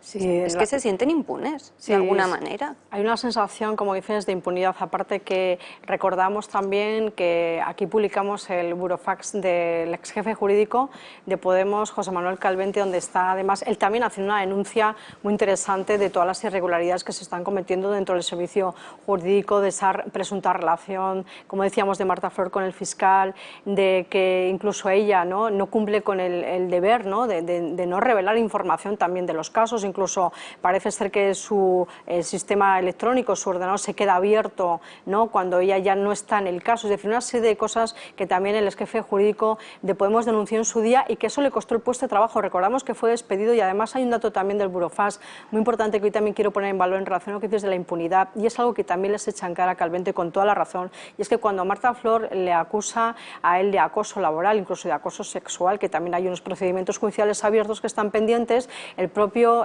José Manuel Calvente le dice, en este caso a Alberto Rodríguez, secretario de Organización de Podemos y diputado nacional, le dice: es que no me habéis dado el beneficio de la duda, ni siquiera la presunción de inocencia de que yo no he acosado a Marta Flor en ningún momento. Nosotros ahí pues no somos jueces ni fiscales para ver qué ha pasado o qué puede pasar entre ellos, pero está claro que José Manuel Calvente actúa con la diligencia debida como abogado, como responsable además máximo del partido de la Ley de Protección de Datos, de cumplirla, que se lleva a cabo, y ni siquiera su propio partido, al que había salvado seguramente de un montón de temas a su propio partido, me refiero judicialmente hablando, ni siquiera a él le dan el beneficio de la duda de una presunción de inocencia, incluso con su propia gente, no tiene ni siquiera la mínima diferencia. Lo digo por el tema de la impunidad que estás comentando, que efectivamente parece que a ellos nunca les va a pasar nada, que pueden tener reuniones con los fiscales, que pueden decir lo que quieran, que en sus foros de chat pueden poner lo que quieran, que no pasa nada y que ahí están, pero afortunadamente hay mucha confianza también puesta, hay que poner en valor la labor del juez García Castellón, de que está haciendo hasta la fecha un trabajo impecable y que realmente los ciudadanos españoles podamos ver justicia, y está claro que ha pagado también con el electorado en las elecciones Pablo Iglesias lo que está sucediendo, porque ha desaparecido el mapa de Galicia, lo ha pagado también el País Vasco, y entiendo que si hubiera elecciones cercanas a lo mejor seguiría esa misma línea. Y fíjate que él también ha hecho campaña en dos sentidos. Uno es el tema del caso Dina, donde se ha querido colocar de víctima nuevamente, y víctima de los medios de comunicación, algo lamentable, una estrategia de comunicación malísima que ha empleado en esta campaña. Pero por otra parte, a él le queda el resquemor de que su partido internamente está en crisis, está roto, ya no existe, como han dicho algunos líderes, ¿no?, que estuvieron vinculados en La ese verdad día. que Rejón a mí me daba la risa cuando le leía, cuando alguien le decía en redes sociales: tienes que volver a Podemos, y decía: eso ya no existe. Existe una cosa que se llama UP, de Unidas Podemos, que tiene los mismos votos que tenía siempre Izquierda Unida. O sea, la venganza se sirve fría, está claro.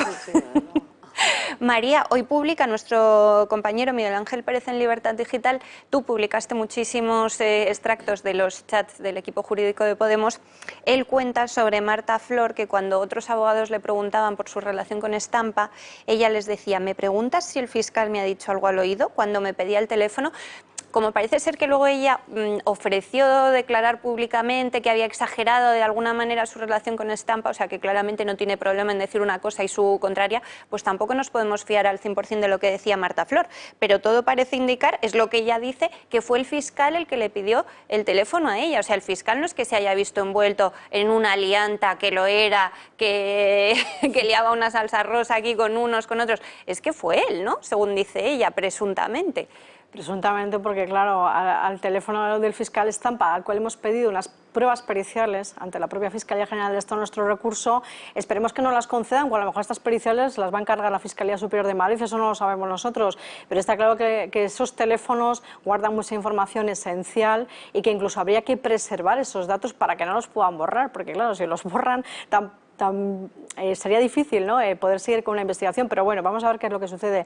De todas formas, creo que todavía nos quedan muchos titulares para contar de este tema. También los compañeros del Mundo hace unos días publicaron una carta del BBV también a la Audiencia Nacional diciendo que el fiscal Stampa, aunque hubiera aducido que a lo mejor ellos no estaban tan prestos a colaborar con la información que se les solicitaba al BBV, el BBV lo desmiente y dice que no, que el fiscal Stampa ahí está equivocado y que realmente toda la intención de colaborar del BBV siempre ha estado presente, y aquí también, pues bueno, el BBV se siente un poco molesto y lo hace constar también ante la Audiencia Nacional. Es decir, que van saliendo retazos, ¿no?, de las actuaciones del fiscal Stampa, y bueno, pues nosotros nos hacemos eco de todo lo que pase con este fiscal, porque creo que es importante que finalmente, suceda lo que suceda, se dilucide la verdad, que tenemos derecho a saber la verdad, lo que está pasando, no solamente en el caso Tandem, lo que ha podido pasar en el caso Unión, y que se tomen las medidas que correspondan.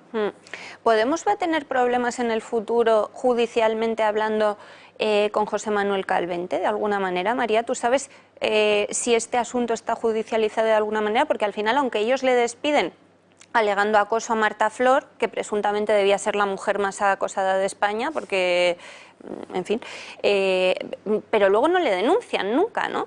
Entonces, ¿Podemos tiene algún conflicto judicial con José Manuel Calvente en el que él pudiese aportar datos? Sí, de hecho él ha hecho un volcado de varios chats donde aparecen informaciones en este sentido comprometidas en un juzgado de Madrid donde está pendiente el juicio laboral, pero él también se ha defendido y también ha abierto otros frentes judiciales respecto, pues, a esas falsas acusaciones de acoso. Entiendo que él es un hombre sensato, razonable, la figura que vamos viendo él es una persona tranquila, que cumple sus plazos procesales correctamente y que efectivamente ejerce sus derechos a la defensa. De hecho, aunque le despiden por ese presunto acoso, nunca podemos abrir un expediente contra él ni sobre él, ni aporta ningún tipo de pruebas. Es un tema verbal y él lógicamente se defiende, apela a ese despido en la vía laboral y estamos pendientes también de lo que suceda. Entendemos que Podemos tampoco actúa de una manera justa con este abogado tan importante para ellos, que es el abogado más antiguo, por cierto, del partido. Llevaba con ellos desde el año 2014, es una persona íntegra, y en ese sentido, cuando empieza a ver todas estas irregularidades y las denuncia, para su sorpresa, en lugar de ser avalado por la cúpula del partido, es cesado, y no solamente es despedido y cesado, sino que encima vuelven a reactivar a Marta Flor en el caso Tandem cuando él la había cesado. En ese sentido también hay una pequeña discrepancia entre las declaraciones de Gloria Elizo, que también es responsable jurídica del partido Podemos. Dice que se la aparta a Marta Flor, literalmente, lo dice en el diario El País, porque el fiscal la perseguía y tuvieron que apartarla a nivel personal, no del caso. Y sin embargo, Calvente apunta a las dos vertientes como claves. Una, que anteponía, literalmente dice en el Burofax, su relación íntima con el fiscal Stampa y podía perjudicar la estrategia procesal de Podemos en la causa Tandem, y otra, lo que era efectivamente que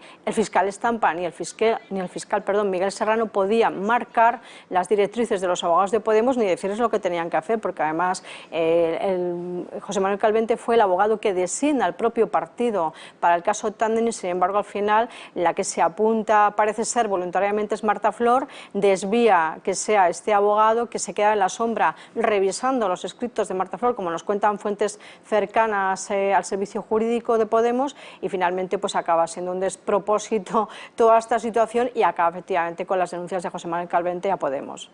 Bueno, los conflictos laborales son un poco la tónica en el partido, ¿no? Recordemos el caso de la antigua persona de seguridad, chofer para todo de Irene Montero, ¿no?, que finalmente suponemos que recibió una indemnización porque no llegó a haber juicio, ¿no? Está el caso de varias mujeres despedidas recientemente. Cuando Íñigo Errejón abandonó la formación, también los trabajadores considerados errejonistas fueron despedidos. O sea, esto no es una cosa nueva en Podemos, sino que es su manera de actuar. Sí, de hecho, comentábamos también en tu programa, fuentes de Podemos nos contaban que había una verdadera indignación por el despido de 5 mujeres recientemente, incluso que proponían que fueran a trabajar los domingos y decían que no, podéis turnaros, podéis poner los turnos que queráis, pero claro, un domingo pues tampoco es cuestión, ¿no? Y todo esto ha ido dominando el poder de Pablo Iglesias en el partido de alguna manera, que cada vez se va quedando más solo en su propia cúpula, ¿no?, como endiosado, como bueno, en su torre, ¿no?, de Babel, en Galapagar, y no quiere salir a ver la realidad, porque salir a ver la realidad es ver también ciudadanos españoles con su bandera de España que simplemente están caminando. Hace unos años en el 15M a lo mejor esto se hubiera pasado, os habría abierto la puerta de casa, os habría invitado a tomar un café, o habría salido a conversar o a sacarse una foto, un selfie para las redes sociales, pero ahora fíjense cómo da la vuelta, ¿no? La situación, y ahora no quiere saber nada de ciudadanos españoles. Bueno, nos interesa muchísimo saber qué piensan los ciudadanos españoles precisamente de lo que está sucediendo en Podemos. Hemos salido a las calles para preguntarles a qué creen que se debe la situación actual del partido, en concreto su batacazo electoral, y esto es lo que nos han contado. Todo aquello de los círculos y tal, y la representación de abajo arriba, pues era todo lo contrario. Ya no existen ellos, es Unido Podemos y han tenido los mismos resultados que Izquierda Unida, entonces mal van. La línea estratégica de Pablo Iglesias ha cambiado del concepto básico, ¿no?, de comunidad y del pueblo, ¿no?, a esa figura de líder innato y de aquí estoy yo y me quedo y aquí mando yo. Con Podemos yo lo paso bien, a mí Podemos ni me quita ni me pone, porque yo tengo mi sueldo de jubilada que mucho antes de que surgiera Podemos. La esencia se pierde cuando no tienes unos principios como debes de tenerlos, si no puedes tener tus ideas, pero no hasta esos extremos. Es que ahora están en el poder y entonces ahora todo lo que criticaban es lo que ellos están haciendo porque la gente cuando llega al poder es muy raro que no se corrompa. Porque las próximas elecciones va a estar más bajo todavía. Más todavía si no tienes representación. Soy del PP. Bueno, realmente vemos que sí que está calando ese mensaje que también, pues tratamos de llevar a los espectadores diariamente, ese cambio que se ha producido en los líderes de Podemos, sobre todo en Pablo Iglesias, cómo han pasado a ser lo que ellos en su día llamaban casta, pero realmente la gente no está informada del caso Dina. Bueno, algo es algo, ¿no? Por lo menos saben que se han forrado, que viven en una mansión y que han cambiado de principios. Bueno, bien, por algo se empieza. Pero es que eso no es lo más grave de Podemos, ¿no? Para mí. Sí, de hecho, las intervenciones, ¿no?, de los ciudadanos, además espontáneas, ¿no?, te dicen lo que piensan, no tienen tiempo a programarse un discurso para ver qué os contestan, ¿no?, a las cámaras de la tele de vuestro programa, pero también ponemos en valor, nuevamente sale Canarias, por ejemplo, Podemos en Canarias está totalmente desarticulado, está destrozado, o sea, los círculos esos sociales donde se reunían al principio, las plazas de algunos pueblos de Canarias, que solo hemos vivido también de primera mano, acabaron también como el Rosario y la Aurora, diputados que dejaron de hablarse, se retiraron la palabra, es decir, se ha ido autominando, ¿no?, entre ellos mismos, y desde luego Podemos, por ejemplo, en Canarias te puedo decir que esos círculos no existen, que no hay ningún tipo de roce positivo, ¿no?, entre muchos miembros de Podemos ya, y además sí se puede, que es un partido que tenía un cierto peso en Canarias, que también ha ido desapareciendo en el archipiélago, pero era como un poco un puente de diálogo entre Podemos y entre el Partido Socialista, que también se ha ido desapareciendo. Izquierda Unida también ha ido perdiendo peso, igual que Podemos en Canarias, es decir, nosotros hemos asistido a esta debacle del partido, pues poco tiempo después de su formación, no ha tenido mucho recorrido. Y eso que el secretario de organización es canario, pero es que es lo que decía, bueno, Juan Carlos Monedero elaboraba el domingo una teoría según la cual es que, claro, pobrecitos, ellos están salvando el mundo y entonces los nacionalistas les han robado el discurso y por eso han subido ellos y ha bajado Podemos, pero terminaba diciendo que Podemos no dedica su esfuerzo a hacer lo más importante, que es construir partido, y eso es verdad que no lo hacen, es que ni los líderes más destacados, lo hemos visto con Yolanda Díaz, que es que ni ha sido la más votada en su municipio de origen, es que no tienen tirón entre sus, pues Alberto Rodríguez no lo tiene ya en Canarias, Yolanda Díaz no lo tiene en Galicia, Echenique no, bueno, como todo es personalista, como todo gira en torno a Pablo Iglesias, es verdad que el resto no sé si se han desdibujado o qué les ha pasado, pero no consiguen votos.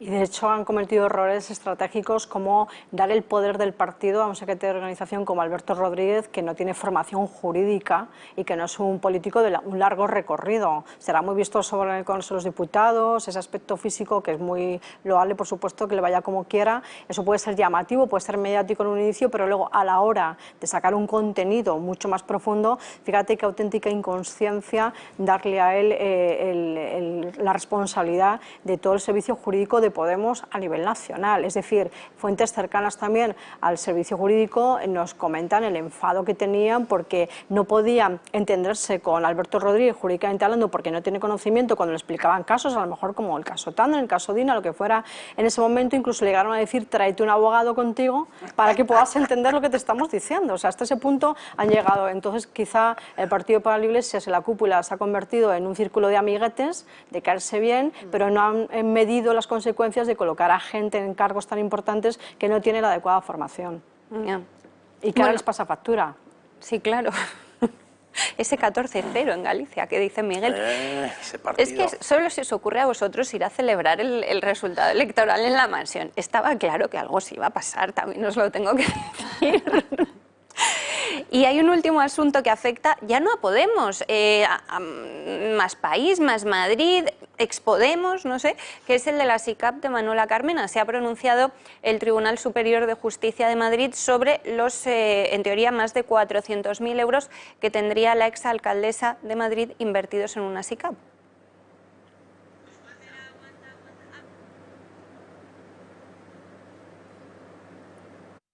Manuela Carmena ocultó parte de su patrimonio. Así lo afirma el Tribunal Superior de Justicia de Madrid, que ordena al Ayuntamiento de la capital que publique toda la información disponible sobre la SICAP en el que la exregidora invirtió 430.000 euros. Todo comienza en 2015, cuando Ahora Madrid llega a la alcaldía. Entonces, Manuela Carmena publica su patrimonio en el portal de transparencia y explica que posee 2 pisos valorados en un total de 390.000 euros y 40.000 euros más en su cuenta corriente.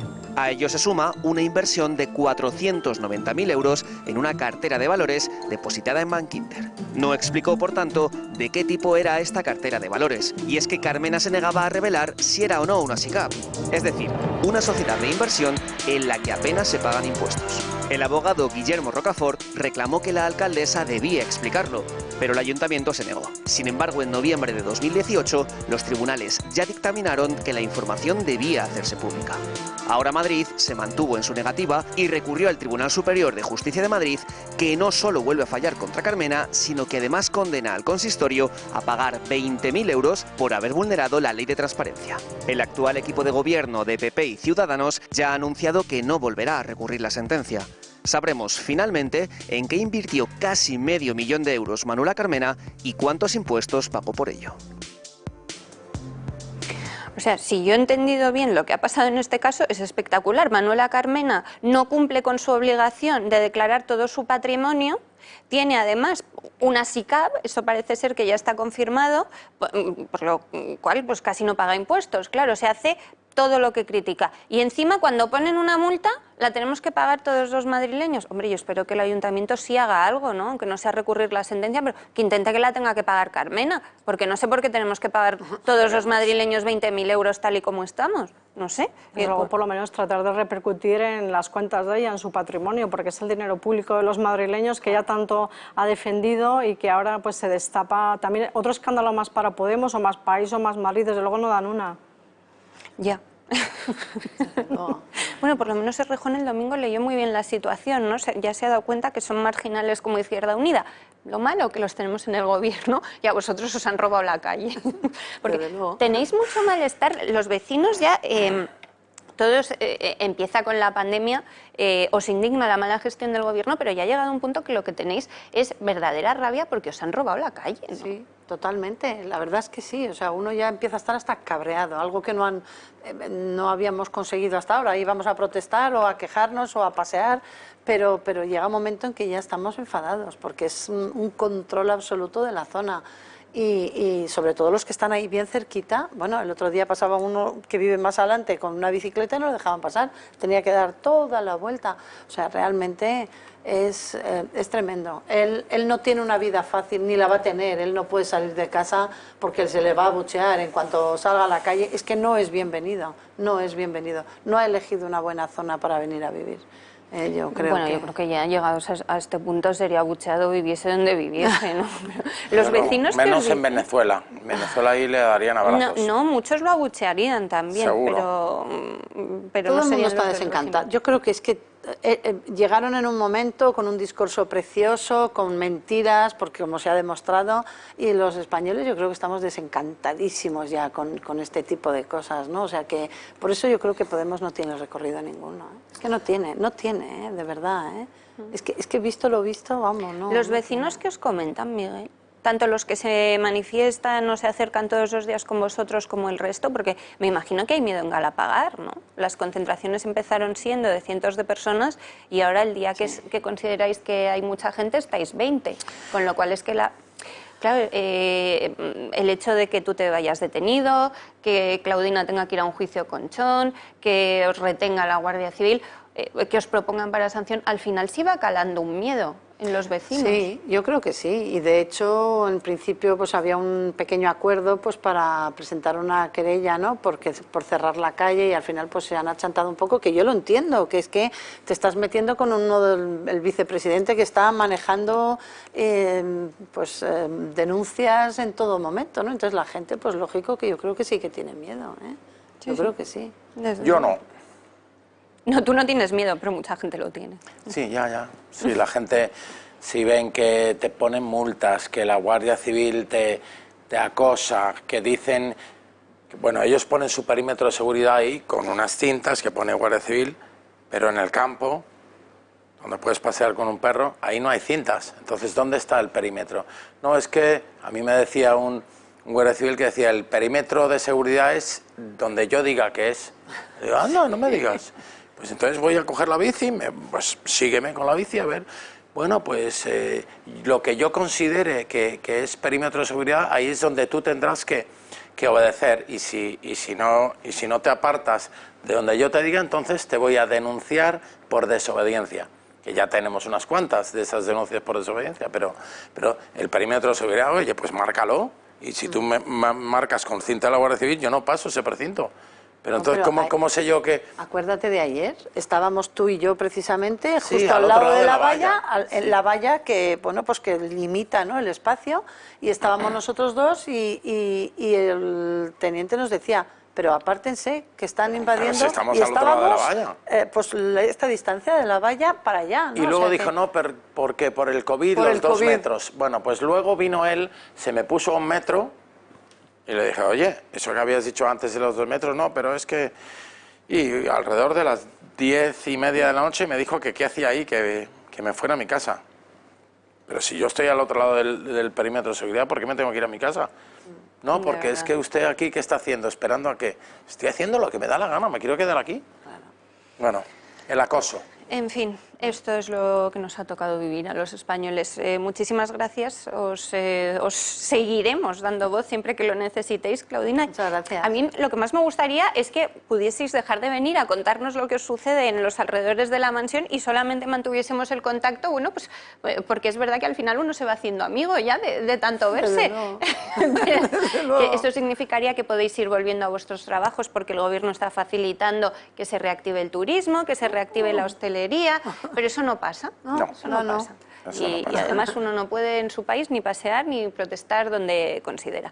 En fin, María, muchísimas gracias. Va a haber nuevas revelaciones esta semana sobre el fiscal, ¿no? Tenemos que seguir muy atentos a esa figura concreta. Nos vamos a centrar en 2 figuras clave, una es el fiscal Estampa y otra es el comisario Villarejo. Estamos ahí trabajando en los 2 perfiles porque además son 2 figuras clave en este caso que queda tantísimo para contar y para escribir todavía, pero un placer, la verdad, que venir aquí a vuestro programa a contarlo, y también muchos abrazos a las Islas Canarias, que hoy también pues vuelven a ser protagonistas de alguna manera con el caso Unión. Gracias, María. Te veo mañana, espero, porque eso significará que hay noticias y creo que las va a ver. Claudina, muchísimas gracias. Gracias a vosotros. Miguel, muchísimas gracias. Gracias a vosotros. Vamos a hacer una pausa, pero les recuerdo antes que si quieren pasar a formar parte de esa gran familia que tenemos nosotros, los trabajadores del Toro Televisión, con nuestros espectadores, y que es el Club de Amigos, lo pueden hacer a través de las 3 maneras de contactar que están viendo en sus pantallas. El teléfono 916162464, el email club@eltorotv.eu o la página clubdeamigos.eltorotv.com. Esta manera es la más rápida porque pueden entrar, rellenar un formulario y generan ustedes su alta de manera automática. Y les recuerdo también que ya tenemos perfil de Instagram del Club de Amigos Toro TV, sin ningún punto, sin nada complicado. Una pausa brevísima y más temas hasta ahora.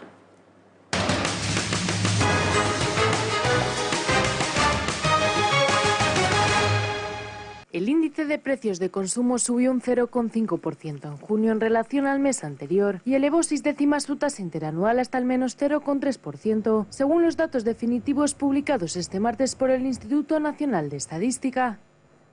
Con este avance de 6 décimas, el IPC interanual rompe una racha de 4 meses de retrocesos y encadena ya 3 meses en tasas negativas. El INE ha atribuido el aumento de la tasa interanual al encarecimiento de la electricidad y de los carburantes y combustibles frente a la bajada de precios que registraron en junio de 2019. Frente al aumento de las gasolinas y la luz, el grupo de los alimentos recortó en junio su tasa interanual 7 décimas hasta el 2,8%. La inflación subyacente, que excluye los alimentos no elaborados y los productos energéticos, disminuyó 1 décima en junio hasta el 1%, con lo que se sitúa algo más de un punto por encima del IPC general. En el sexto mes del año, el índice de precios de consumo armonizado situó su tasa interanual en el menos 0,3%, 6 décimas más que en mayo.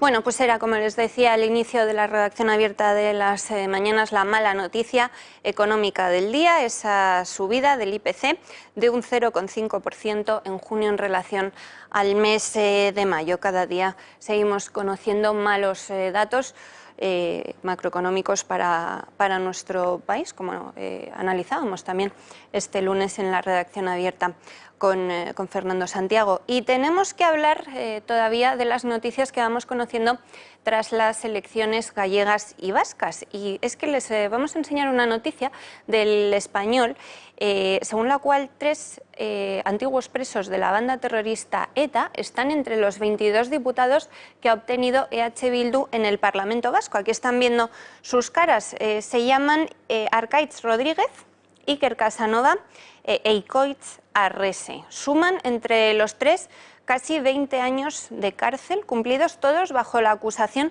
de pertenencia a banda armada. Uno de ellos, además, Rodríguez, fue detenido en 2009 y condenado a 6 años de prisión. Cumplió condena además con Arnaldo Otegi, un dato a destacar, para que sepan ustedes quiénes son las joyas, que ahora son diputados de Bildu. Bueno, joyas son todos los diputados de Bildu, pero estos además joyas condenados por pertenencia a banda armada. Este asunto ha provocado valoraciones entre destacados dirigentes del Partido Popular. Este pasado lunes, tanto el presidente nacional, Pablo Casado, como la presidenta de la Comunidad de Madrid y el alcalde de la ciudad estuvieron presentes en un homenaje a Miguel Ángel Blanco. Les contábamos el domingo que se cumplían 23 años de su terrible asesinato a manos de ETA. Vamos a recordar lo que decía Pablo Casado en ese homenaje, relativo precisamente al hecho de que entren en las instituciones estos 3 exmiembros de la banda ETA. Hay cifras que hoy nos han escuchado, y es que el Parlamento Vasco va a tener 3/4 partes de su composición en manos de nacionalistas e independentistas batasunos, que orgullosamente se denominan así. Más del 70% del arco parlamentario del Parlamento Vasco va a estar ocupado por 2 partidos que o bien piden beneficios penitenciarios o bien piden pasar página, como dicen ellos, para olvidar esta historia, o bien directamente no condenan 850 crímenes, muchos de ellos que siguen impunes. Pero hay algo más dramático que nos tiene que hacer reflexionar. Y es que Bildu tiene más parlamentarios que todas las fuerzas de representación nacional juntas y sumadas. Bildu tiene más diputados que el Partido Socialista, que Podemos, que el Partido Popular, que Ciudadanos y que Vox.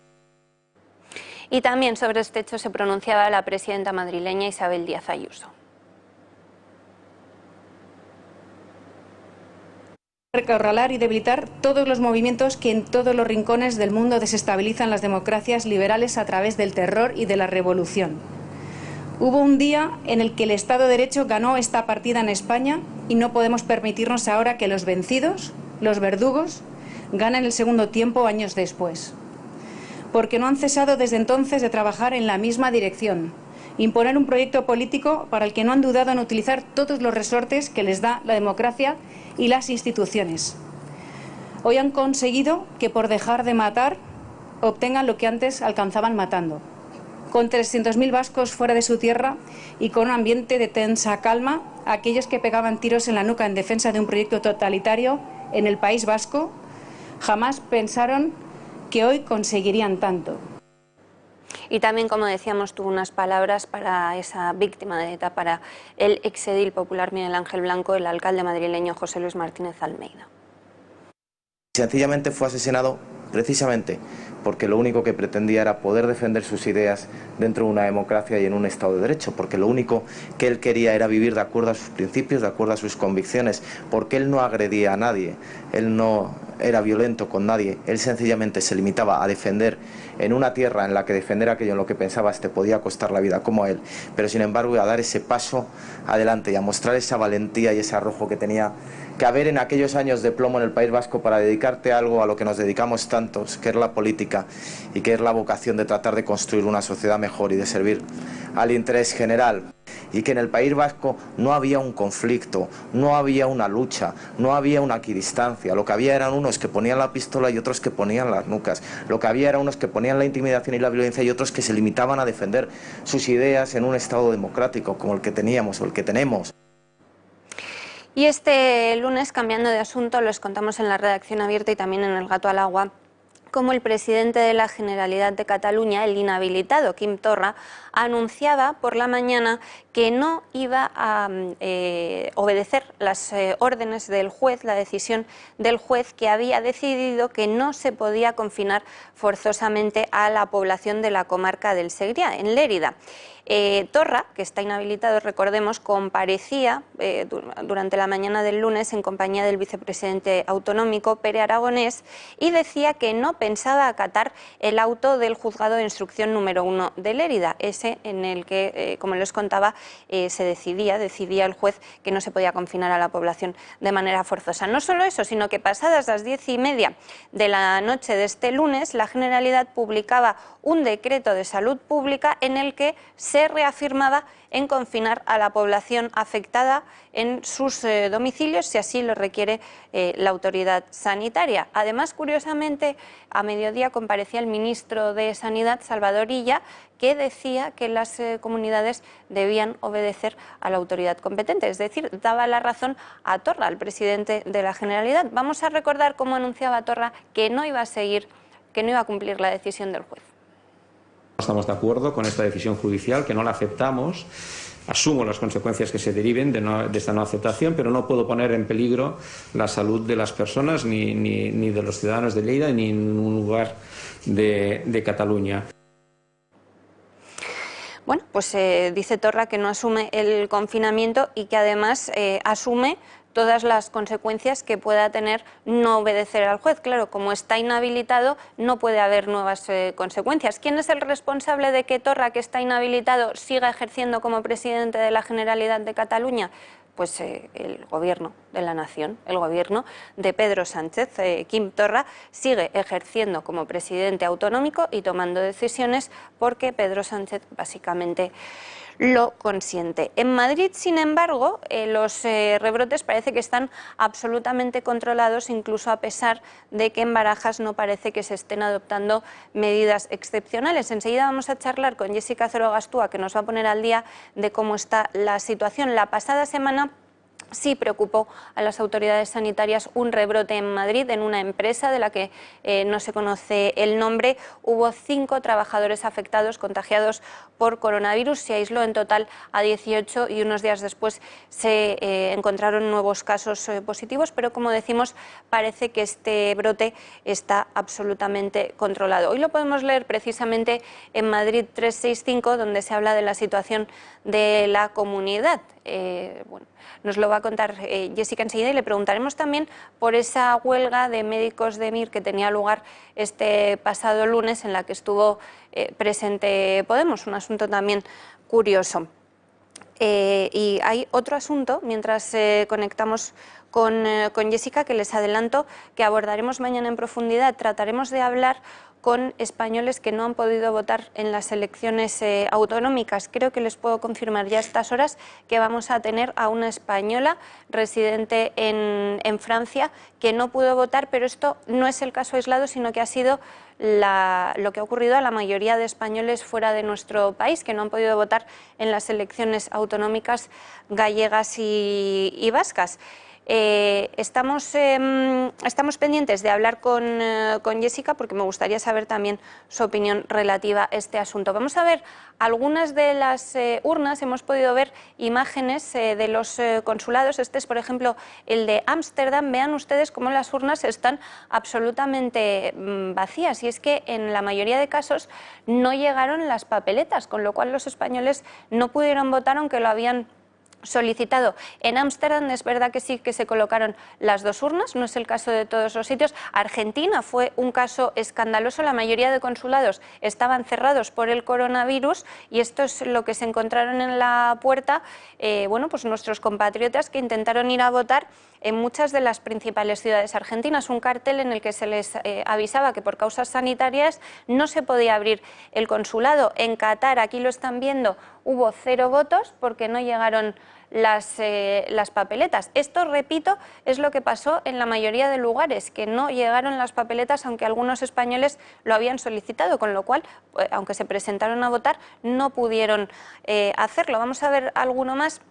En Frankfurt creo que sí que se llegaron a colocar las dos urnas, tanto la de las elecciones gallegas como la de las elecciones vascas, pero vean el número de votos que tenían en su interior.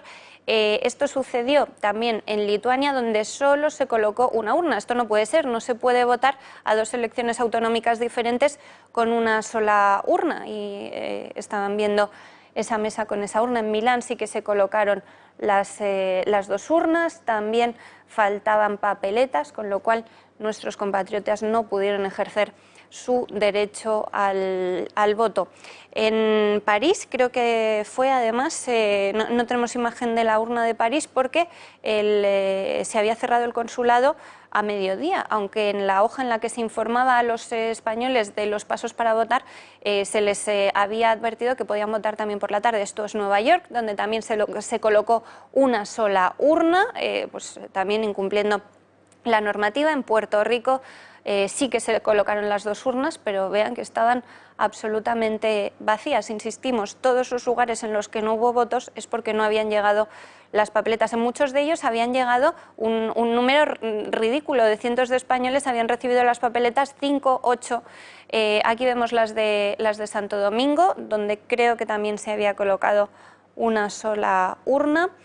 Y creo que y Suiza nos queda por ver. Urnas absolutamente vacías. Nos quedan también por ver las de Venezuela y las de Washington. En Estados Unidos sucedió en muchísimos de los consulados. En Venezuela también había una sola urna, como estamos viendo, y en Washington pues no habían llegado las papeletas. De nuevo, un caso gravísimo. Aquí está el acta, además, con los 0 votos, porque es que no se podía físicamente, porque no había papeletas con las que votar, aunque hubiera urnas.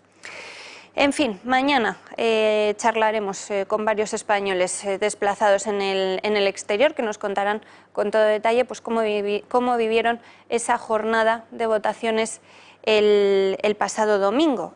Lo contábamos este lunes en la redacción abierta, tanto Josep María Francas como Julio Ariza denunciaron que no había realmente un interés de las autoridades en facilitar el voto a estos españoles, algo que es un escándalo. Hay cientos de miles de personas que tenían que haber votado en estas últimas elecciones. En Argentina creo que eran más de 100.000 gallegos los que se quedaron sin poder votar. Y bueno, pues suponemos que no servirá para mucho nuestra denuncia, pero por lo menos queremos hacérselo llegar a los espectadores y que estén informados de lo que se está viviendo en nuestro país, como muchos ciudadanos no han podido votar en las últimas elecciones. Esto quizá explique de alguna manera los resultados del nacionalismo en las últimas elecciones al País Vasco, donde recordemos cómo decía Pablo Casado, han conseguido 22 escaños los herederos políticos de la banda terrorista ETA. Y nos quedan poquitos minutos mientras conectamos con Jessica Azorogaztua para hablar de los asuntos relativos a Madrid. Preocupan mucho los brotes de coronavirus en muchas regiones, pero no es el caso de la nuestra. Voy a recordarles que si quieren conseguir el lote de la colección de libros de Ana Catalina Emmerich, también lo pueden hacer únicamente a través de nosotros, del Toro Televisión, y más concretamente de nuestro club de amigos. Enseguida van a ver esos 5 tomos que componen la colección, editados de una forma preciosa, pero que, como les digo siempre, lo verdaderamente importante está en el interior. A ver si podemos verlos. Aquí están, esos 5 libros que contienen las revelaciones de la beata. Ana Catalina Emmerich quedó postrada tras sufrir un accidente en una cama en los últimos años de su vida.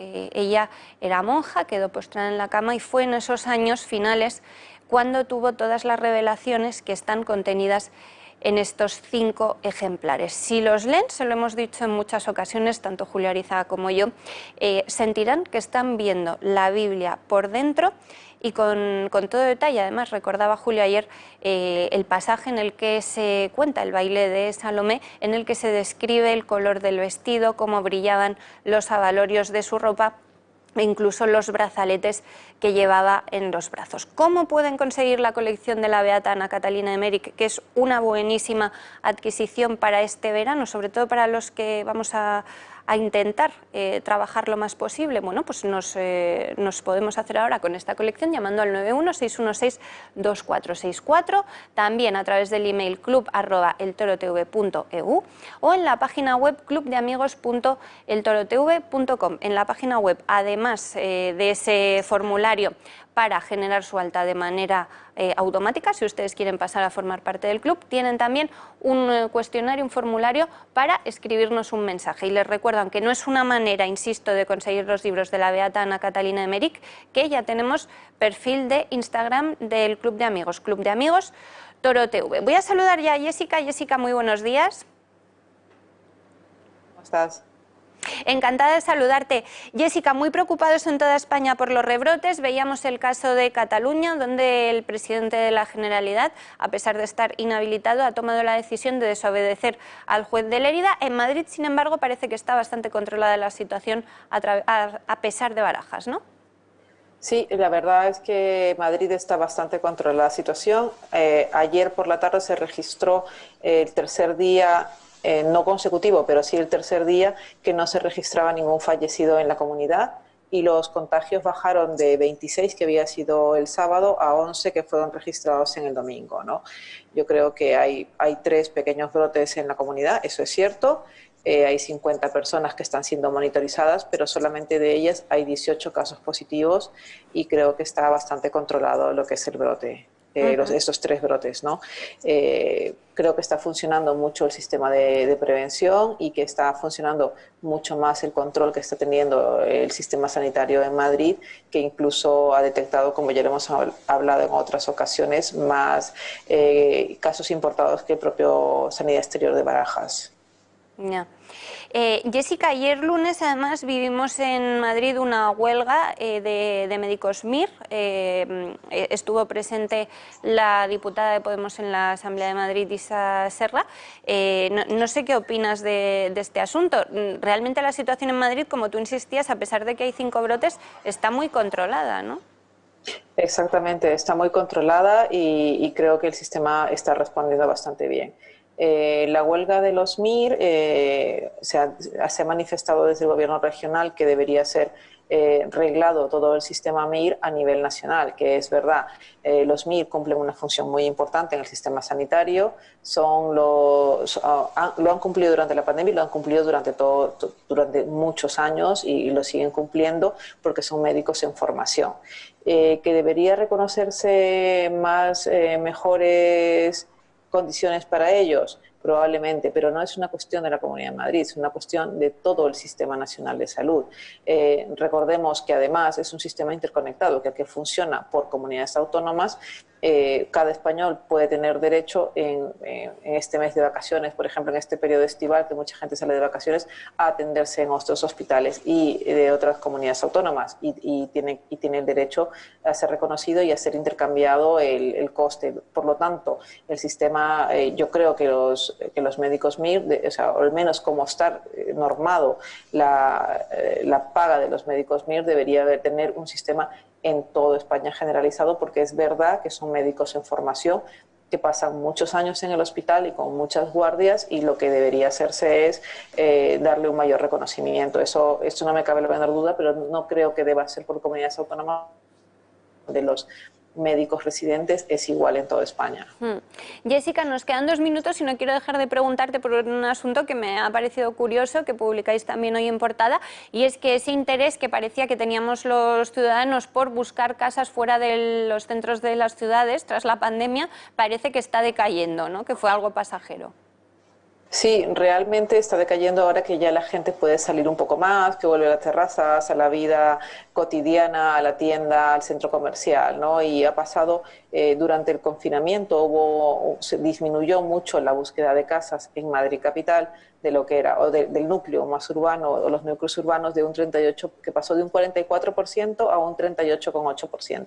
Esos niveles ya están prácticamente recuperados, la gente sigue buscando casa en las grandes ciudades, en las urbes, y ha dejado un poco de lado esta búsqueda de casas fuera en el extrarradio, estas casas en pueblos más pequeños, en localidades más cercanas al campo. Pero bueno, yo creo que esta tendencia se verá también si el teletrabajo se mantiene, ¿no?, a lo largo de los años. Yo creo que en varios meses, en los meses posteriores, si las empresas deciden tener activamente un teletrabajo, Jessica, probablemente perdóname, continúe nos esa quedamos tendencia. sin tiempo. Contamos contigo mañana para abordar las novedades sobre la pandemia de coronavirus. Yo me despido ya. Les recuerdo que hablaremos con españoles que no han podido votar en las últimas elecciones autonómicas. ¡Feliz tarde!